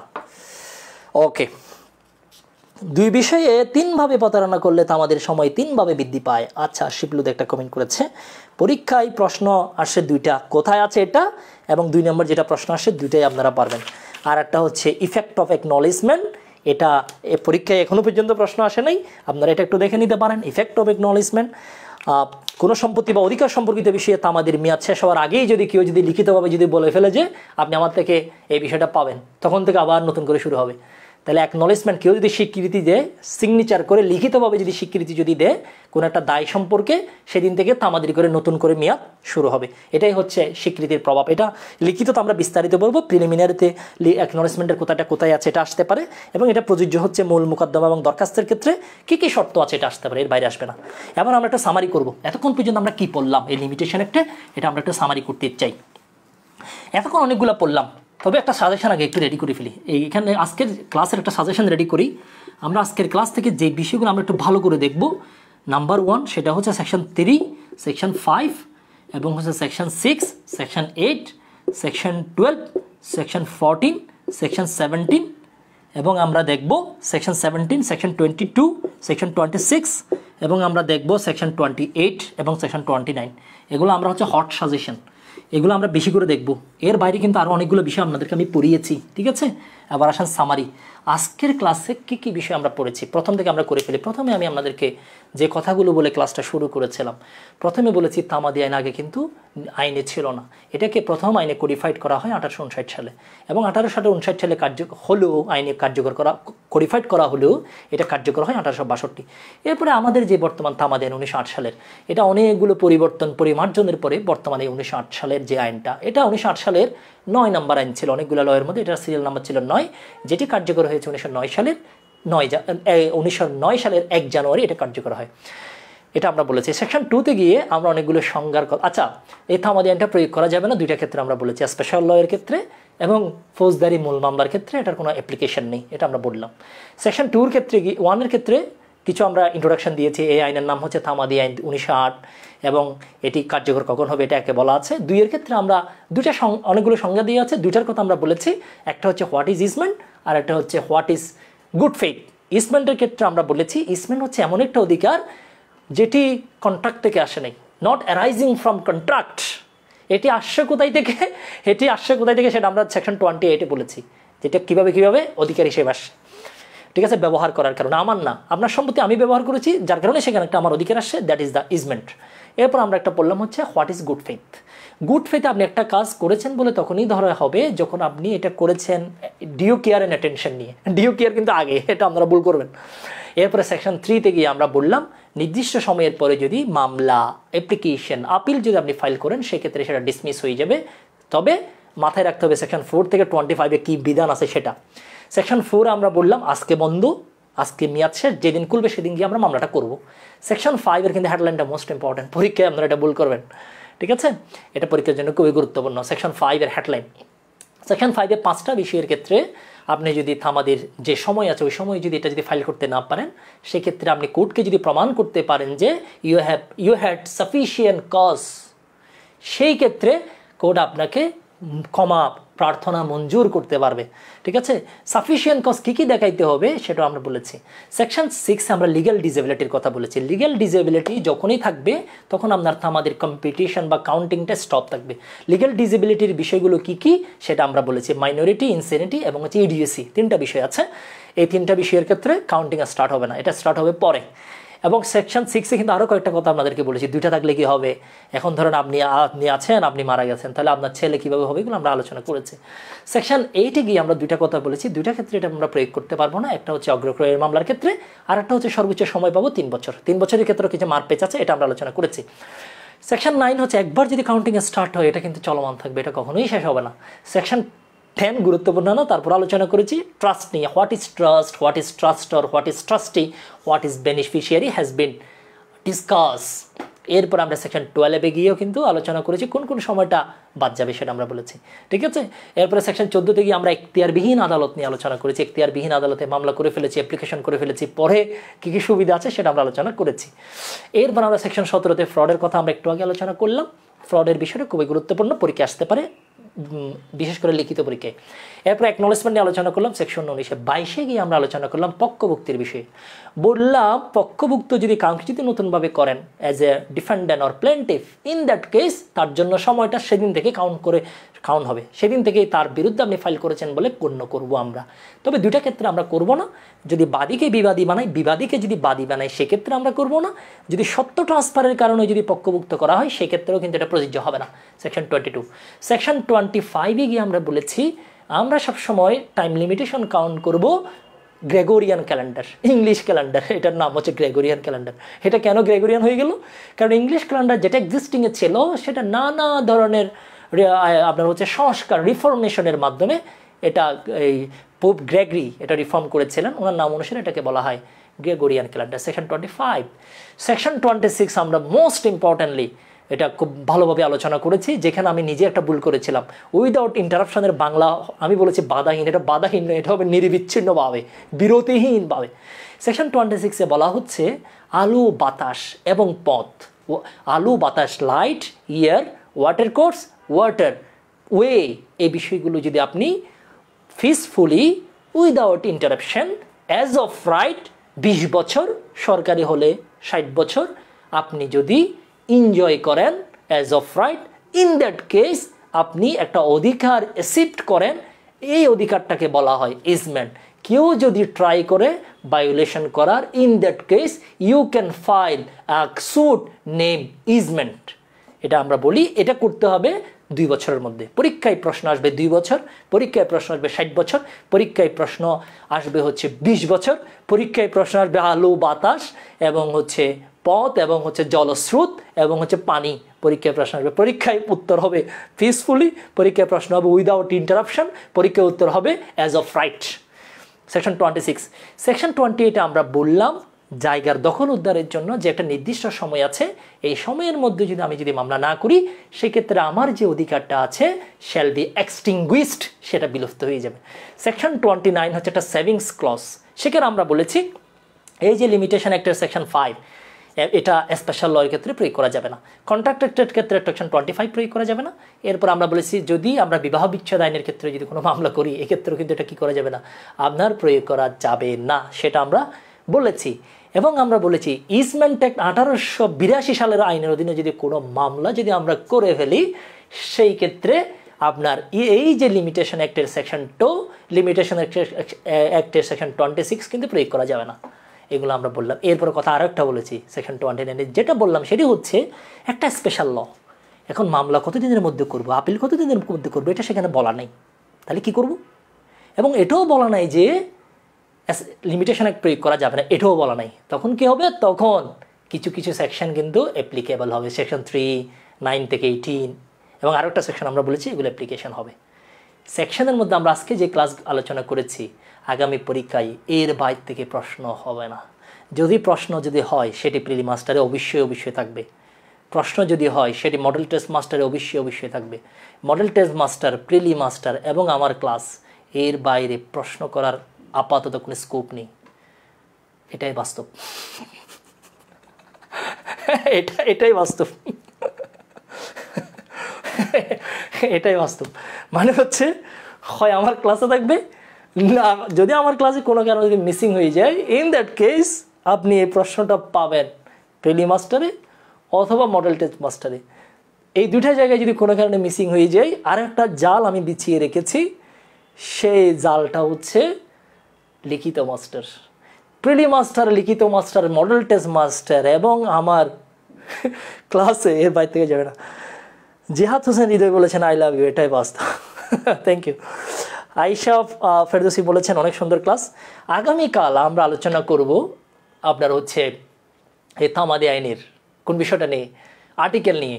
আর্টিকেল আমি যেগুলো পড়াবো এবং আজকের ক্লাসে দুটো ক্লাস মিলে তামাদি আইন থেকে যে প্রশ্ন করা হবে 10টা এমসিকিউ তামাদি আইন থেকে করা হবে। এই 10টা এমসিকিউতে ইনশাল্লাহ আমাদের যেটা টার্গেট সেটি হচ্ছে 9, আমরা 9 তুলব। মিনি ল স্কুলের প্রত্যেকটা স্টুডেন্ট এখানে 9 করে তুলবে। একটা প্রশ্ন সে ভুল করবে, কারণ শ্যাল বি এক্সটিংগুইশড, আনসার হবে বিলুপ্ত হবে, সে লিখে আসবে খারিজ হবে, এটা সে ভুল করবে, এটা আমি জানি, এটা নিয়ে কোনো প্যারা নিচ্ছে না। কিন্তু আমি বিশ্বাস করি 9 নম্বর আমরা এখান থেকে নিয়ে আসব। এভাবে প্রত্যেকটা লয়ের উপরে আমি সামারি ক্লাস করব। সামারি ক্লাস আমি নিব, CPC, CrPC, penal code, evidence, আমাদের টিচাররাও ক্লাস নেবে। আমি সবগুলো লয়ের উপরে তামাদি, এসআর, লিমিটেশন, সিআরপিসি, সিপিসি আমি নিব। কেন আমাকে নিতে হবে? আমাকে নিতে হবে কারণ আমি কমিটেড আমার স্টুডেন্টের প্রতি। ওরা একটা ট্রাস্ট, ভালোবাসা নিয়ে মিনি ল স্কুল আসছে এবং বিশেষ করে তারা আমাকে অনেক পছন্দ করে, এটা আমি ফিল করি। এই জায়গা থেকে তাদেরকে গুছিয়ে দেওয়া, তাদের জন্য ডেডিকেশন দেওয়া, আপাতত 2-3 মাস সকল কাজের ফোকাস তাদের প্রতি রাখাটা আমার একটা দায়িত্ব, সেটা আমি করব, এটা আমার দায়িত্ব এবং এটাই বাস্তব। কালকে আবারও দেখা হবে। আর হোপফুলি আজকে আমরা ওপেনলি ক্লাসটা নিয়েছি, আগামীকালকে কিন্তু আমাদেরকে প্রাইভেটলি নিতে হবে, এখানে হবে না। আপনাদের মধ্যে যারা আমাদের সাথে অনেকেই যুক্ত হয়েছে, তারপরেও আপনাদের মধ্যে যারা যুক্ত হতে এখনও পর্যন্ত আগ্রহী আছেন, আপনাদেরকে নক দিতে হবে মিনি ল স্কুল আইডিতে, মিনি ল স্কুল পেজে, অ্যাডভোকেট নাফিসা আক্তারের, নাফিসা উলফাতের আইডিতে, আয়েশা আক্তারের আইডিতে, অথবা শেখ আফরোজা মাহির আইডিতে নক করে আপনারা অ্যাডমিশনটা নিতে পারবেন। আগামীকাল আমরা আপনার হচ্ছে ক্লাস ইনশাল্লাহ হাজির হব। আর আজকের ক্লাস করার পরেও আপনাদের কিছু ঘাটতি থাকতে পারে, কিছু বিষয় হয়তো আপনারা বুঝেন না, এরকম হতে পারে না, হয়তো ধরেন আপনারা ধারা 8 বুঝেন না ভালো করে। এই ক্ষেত্রে আপনারা এখনই অথবা একটু পরে আপনারা নক করবেন, আমাদের গ্রুপের অ্যাডমিন আছে, মডারেটর আছে অ্যাডভোকেট নাফিস উলফাত, ওনাকে আপনারা নক করবেন। আপনারা নক করবেন অ্যাডভোকেট আয়েশা, এই দুইজনের যে কোনো একজনকে নক করবেন, আপনারা দ্রুত উত্তর পেয়ে যাবেন। ওনারা অনলাইনে আসার সাথে সাথে উত্তর করবে। মিনি ল স্কুলের সকল স্টুডেন্টের জন্য 24 আওয়ার্স সেবা নয়, এটা আমাদের দায়িত্ব। আমরা তো এটা বলেই তো ভর্তি করিয়েছি, আমরা 24 আওয়ার্স আপনাকে পড়াবো। শুধুমাত্র ক্লাসে আমরা দায়িত্বটা শেষ করতে চাচ্ছি না। এমনও হইতে পারে, যেমন ধরেন আপনারা হয়তো 8 বুঝেন না ভালো করে, 5 বুঝেন না, 6 বুঝেন না, এরকম হইতে পারে। এটাকে আমি এক্সেপশন মনে করছি না, হইতে পারে। সেক্ষেত্রে আপনারা নাফিসাকে নক করবেন, অ্যাডভোকেট নাফিসা যদি কোনো কারণে যদি ফেলিওর হয় বোঝাতে, সেই ক্ষেত্রে অবশ্যই আমাকে নক করবেন, আমি এটা আপনাকে বোঝাবো, এটা আমার দায়িত্ব। তবে প্রথমে ওনাকে দিবেন, যেহেতু আমাদের একটা নিয়ম আছে যে কোন বিষয়টা কার কাছে যাবে। ঠিক আছে, এটা আমরা করব ইনশাল্লাহ। আমরা আপনাকে বিজয় মিছিলে নিয়ে যাব। ঠিক আছে, আপনাকে বিজয় মিছিলে নিয়ে যাব বেস্ট একটা গাইডলাইনের মাধ্যমে। বেস্ট গাইডলাইন আমরা দিব, এটা আমরা committed. Legal knowledge, quality education আমরা আপনাকে দিব, আপনাকে আমরা দিতে পারবো। কারণটা হচ্ছে দীর্ঘদিন আমাদের এখানের উপর একটা এক্সপিরিয়েন্স আছে, এগুলোকে অ্যানালাইসিস করি, এগুলোতে আমরা সময় দিই, যার কারণে পড়ানোটা হবে কিভাবে এটা আমি ট্রাই করবো আপনার মাথায় ঢুকানোর জন্য। আপনারা কি আগামীকাল বলতে পারবেন না আমি আজকে কি ড্রেস পরে ক্লাস নিয়েছি? পাঞ্জাবি পরেছি, যার কালারটা হচ্ছে কালো, এটা আপনি বলতে পারবেন। এটা মুখস্থ করেছেন, একবারও করেন নাই, কেন আপনি বলতে পারবেন? কারণ এটা আপনি বুঝে গেছেন, দেখেই বুঝতে পারছেন যে এটা কালো। লটা আমি আপনাকে সেভাবেই পড়াইতে চাই, সেভাবে বুঝাতে চাই। এখানে মুখস্থ করে কোনো কাজ হবে না, কোরাস করে কোনো কাজ হবে না। ঠিক আছে, কোরাস করা তো বুঝেন, হইচই করে পড়া, 10 প্রকার 5 প্রকার, এগুলো কোনো লয়ের কোনো পড়াশোনার কোনো সিস্টেমই না। এগুলো আমি আপনার হচ্ছে এটা এই ধরনের পড়াশোনা করাতে সাথে সাথে অনেকে দৌড়ে ফেলবে, যে ইউনিভার্সিটি ফার্স্ট ক্লাস ফার্স্ট, এরকম অনেক স্টুডেন্ট আমাদের এখানে আছে, সে দৌড়ে ফেলবে, সে আমাকে বলে যে কি আপনি এগুলো কী পড়াচ্ছেন?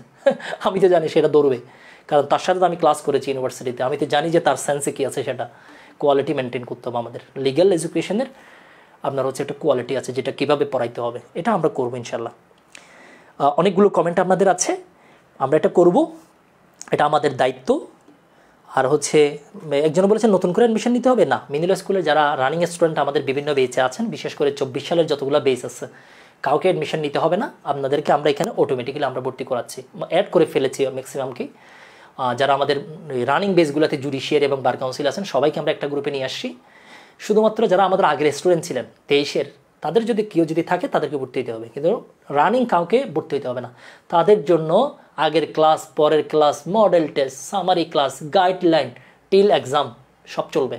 ঠিক আছে, কারণ এটা তো আসলে বিজনেস না। এটা বিজনেস যদি বলি, বিজনেস হলেও সমস্যা নাই, ধরে নিলাম এটা ব্যবসা হলেও এটা আমাকে গুডটা আপনাকে দিতে হবে, এটা তো আপনার অধিকার। ধরে নিলাম ইটস বিজনেস, তো বিজনেস হইলেও তো আপনাকে কোয়ালিটির আমাকে দিতে হবে। সেবা বলি, সার্ভিস বলি, পড়াশোনা বলি, যেটাই বলি না কেন আপনাকে আমরা বেস্টটা দিব। আপনি বলার পর আপনার পাঞ্জাবির কালারটা খেয়াল করলাম, এটাই বাস্তব। আচ্ছা, তাহলে এটা একটা হুদা একটা ইনফরমেশন নিলেন, এটা না খেয়াল না করলেও সমস্যা ছিল না, কারণ এই ইনফরমেশনটা পরীক্ষা আসবে না। যেটা পরীক্ষা আসবে না সেটা আপাতত আমরা মাথায় নেব না, ঠিক আছে? ওকে, আগামীকাল ইনশাল্লাহ আপনাদের সাথে আবারও দেখা হবে। এই যে কালো কালার থেকে একজন বলেছেন কালো হচ্ছে দুঃখ কষ্টের প্রতীক, আরেকটা ইনফরমেশন আসছে, এটা কিন্তু মুখস্থ করতে হবে। উনি যেটা বলছেন কালো হচ্ছে দুঃখ এবং কষ্টের প্রতীক, এটা কিন্তু মুখস্থ করতে হবে। কালোটা মুখস্থ করার দরকার নেই, আর এটা প্রিলিমিনারিতে আসবে না। কালো কিসের প্রতীক আসবে না, সর্বশেষ আসতে পারে এটা কোন কালার ছিল। চোখে চশমা, মুখে তিল, তিলটা মুখে না, একটা তিল ছিল মুখে না, এটা পিছনে মনে হয়, এটা তো অন্য ক্লাসে বলছিলাম। আচ্ছা ওকে, হ্যান্ড নোট পাবো কি না? হ্যাঁ, যারা এডমিশন নিচ্ছে তাদেরকে আমরা হ্যান্ড নোটগুলো কুরিয়ার করা শুরু করেছি, দ্রুত পেয়ে যাবেন। তাহলে পড়াশোনা শুরু করে দেন, আপনারা স্টার্ট করেন। প্রিলি মাস্টার পাশে রাখেন। প্রিলি মাস্টার হচ্ছে মূল আইনের এক্সাম ভার্সন, এর বাইরে থেকে প্রশ্ন হবে না, এটাতে সব পাবেন। এরপরে মডেল টেস্ট মাস্টার এবং লিখিত মাস্টার, এইগুলো সাথে রাখেন। একই সাথে আমরা ক্লাসে আছি, আর হচ্ছে ক্লাসগুলো ভালোভাবে করবেন। এবং আপনার পরীক্ষা পর্যন্ত আপনার guide, chief mentor, chief teacher আমি আছি 24 আওয়ার্স। গত 5 দিন ধরে, গত 1 সপ্তাহ ধরে মনে হয় ডেলি 15 ঘন্টা পর্যন্ত মিডিল স্কুলের সাথে অ্যাটাচড আছি। সব কিছু স্টপ করে দিয়েছি, যা কিছু ছিল একেবারে সব কমিটেড। ওকে, সবাই দোয়া করবেন। আপনাদের সাথে আগামীকাল আবারও দেখা হবে, সে পর্যন্ত ভালো থাকবেন। আগামীকাল 9টায় ক্লাস হবে, তবে এখানে না, প্রাইভেট গ্রুপে হবে কালকে শুধুমাত্র আমাদের যারা অ্যাডমিশন নিয়েছে তারাই ক্লাসে জয়েন করবে। সবাই ভালো থাকবেন, সুস্থ থাকবেন, আর হোপফুলি আজকের ক্লাসটা সবাই একটু শেয়ার করবেন। এবং আজকের ক্লাসটি আপনাদের কেমন লেগেছে একটা সেন্টেন্সে লিখবেন যে আজকের ক্লাসটি আপনারা বুঝতে পেরেছেন কিনা বা কেমন লেগেছে। আপনাদের ফিডব্যাকটা একটু আশা করতে চাই। অ্যাডভোকেট মাহাদি হাসান জনি ভাই একটা কমেন্ট করেছেন, মিডিল স্কুলের পড়াশোনার স্টাইল অনেক সুন্দর। 2023 সালের এই দিনে আমি ছিলাম হতাশাগ্রস্ত একজন শিক্ষানবিশ আইনজীবী, কিন্তু আজকে আমি বিজ্ঞ আইনজীবী। এই জন্য অবশ্যই আমি ক্রেডিট রায়হান সুবহান স্যারের মিডিল স্কুলকে দিতে চাই। সবাই স্যারের কথা মতো সুন্দর করে মনোযোগ দিয়ে পড়াশোনা করুন, ইনশাআল্লাহ সফল হবেন। দেখা হবে বিজয়ী। এটা একটা গল্প ছিল, ছোট গল্প।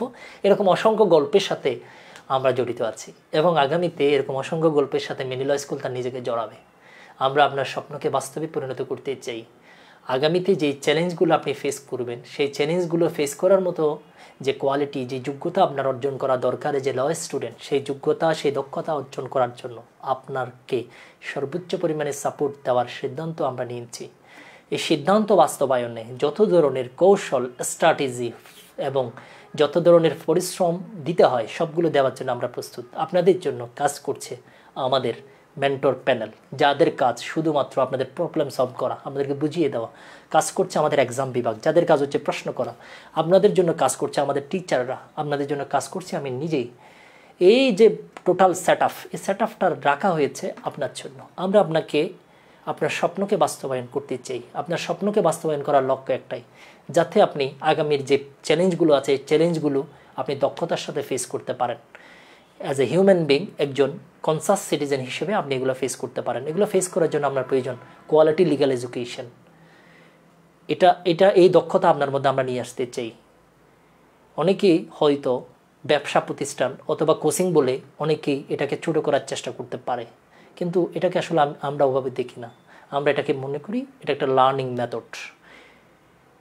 এটা কোচিং হোক, প্রাইভেট টিউটর হোক, অথবা কলেজ হোক, ইউনিভার্সিটি হোক, লক্ষ্য একটাই, আপনাকে বুঝাইতে আমি পারলাম কিনা।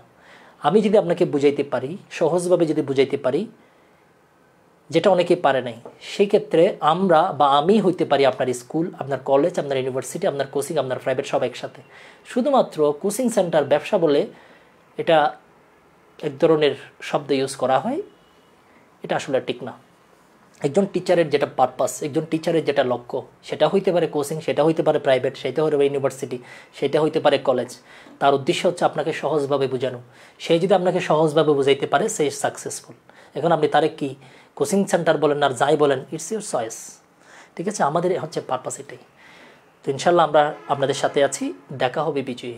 এই দেখা হবে বিজয়ী, এটা কথাটা কিন্তু একটা লাইন বা একটা বাক্য, কিন্তু এটা বাস্তবায়ন করার জন্য আমাদের নিরবিচ্ছিন্ন পরিশ্রম সাথে আছে আপনার। আমরা চেষ্টা করছি নানা কারণে। কারণ আমাদের আছে আন্তরিকতা, আমাদের আছে লিগ্যাল ডিউটি, আমাদের আছে মোরাল ডিউটি। আপনি ফি পরিশোধ করেছেন, যার কারণে ফি পরিশোধ করার কারণে আমাদের মধ্যে একটা চুক্তি হয়েছে। এই চুক্তি অনুসারে আপনাকে পড়াইতে হবে খুব ভালোভাবে, এটা আমাদের আইনি দায়িত্ব। একই সাথে টিচার হিসেবে এটা আমাদের একটা মোরাল ডিউটি। একই সাথে ইউনিক প্রতিষ্ঠান হিসেবে আমাদের যে আন্তরিকতা আছে সেটা সবচাইতে আমাদের সাইড থেকে যেটা অ্যাসেট আছে সেটি হচ্ছে আমাদের যারা টিচার প্যানেলে যারা আছে এদের লাইফের কোনো পর্যায়ে কোনো সেকেন্ড ক্লাস নেই। মেধাবী স্টুডেন্ট, প্রথম শর্ত টিচার হওয়ার জন্য হচ্ছে স্টুডেন্টটা মেধাবী কিনা। নাম্বার 1, মেধাবীটা চেক করার উপায় হচ্ছে রেজাল্ট, আর কোনো উপায় নেই। মেধাবীদের মধ্যে থেকে যারা ভালো পড়াইতে পারে এটা আলাদা একটা কোয়ালিটি, এটাও কিন্তু মেধাবীদের থেকে নিতে হবে। আপনি উইক স্টুডেন্টকে টিচার বানাতে পারবেন না, ভালো স্টুডেন্টকে টিচার বানাইতে হবে। ভালো স্টুডেন্টকে সবাইকে নিতে পারবে না, যার প্রেজেন্টেশন ভালো, যে বুঝাইতে পারে সহজ। এভাবে আমরা মিডিল স্কুলের টিচারগুলো আমাদের সিলেক্টেড।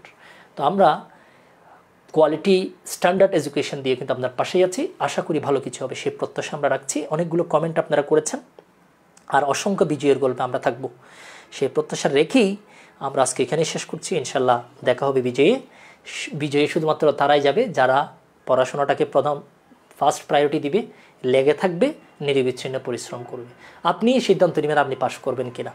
আপনি এখন থেকে নিয়মিত পড়াশোনা করেন, আপনি পাশ করবেন। পরীক্ষার এক সপ্তাহ আগে পড়াশোনা করে পাশ করার কোনো সুযোগ নেই। ভালো থাকবেন, সুস্থ থাকবেন, সবার জন্য অনেক অনেক শুভকামনা। আগামীকাল ঠিক রাত 9টায় আপনাদের সাথে প্রাইভেট গ্রুপে আমার দেখা হবে আবারও অনেকগুলো বিষয় নিয়ে। আমি আলোচনা করব আগামীকাল লিমিটেশন অ্যাক্টের আর্টিকেলগুলো, এবং একই সাথে আগামীকাল আমি সিপিসির উপর ভালো একটা ডিরেকশন আমি দিব। যেহেতু সিপিসি আমাদের সামনে ক্লাস হবে, সিপিসির উপর একটা ডিরেকশন দিবে, এসআরের উপর একটা ডিরেকশন দিব, একই সাথে লিমিটেশনের বিষয়গুলো নিয়ে আলোচনা করবো। সবাই ভালো থাকবেন, সুস্থ থাকবেন। আজকে এখানে শেষ করছি। সবার জন্য অনেক দোয়া এবং শুভকামনা। আপনারা আমার জন্য দোয়া করবেন। আসসালামু আলাইকুম।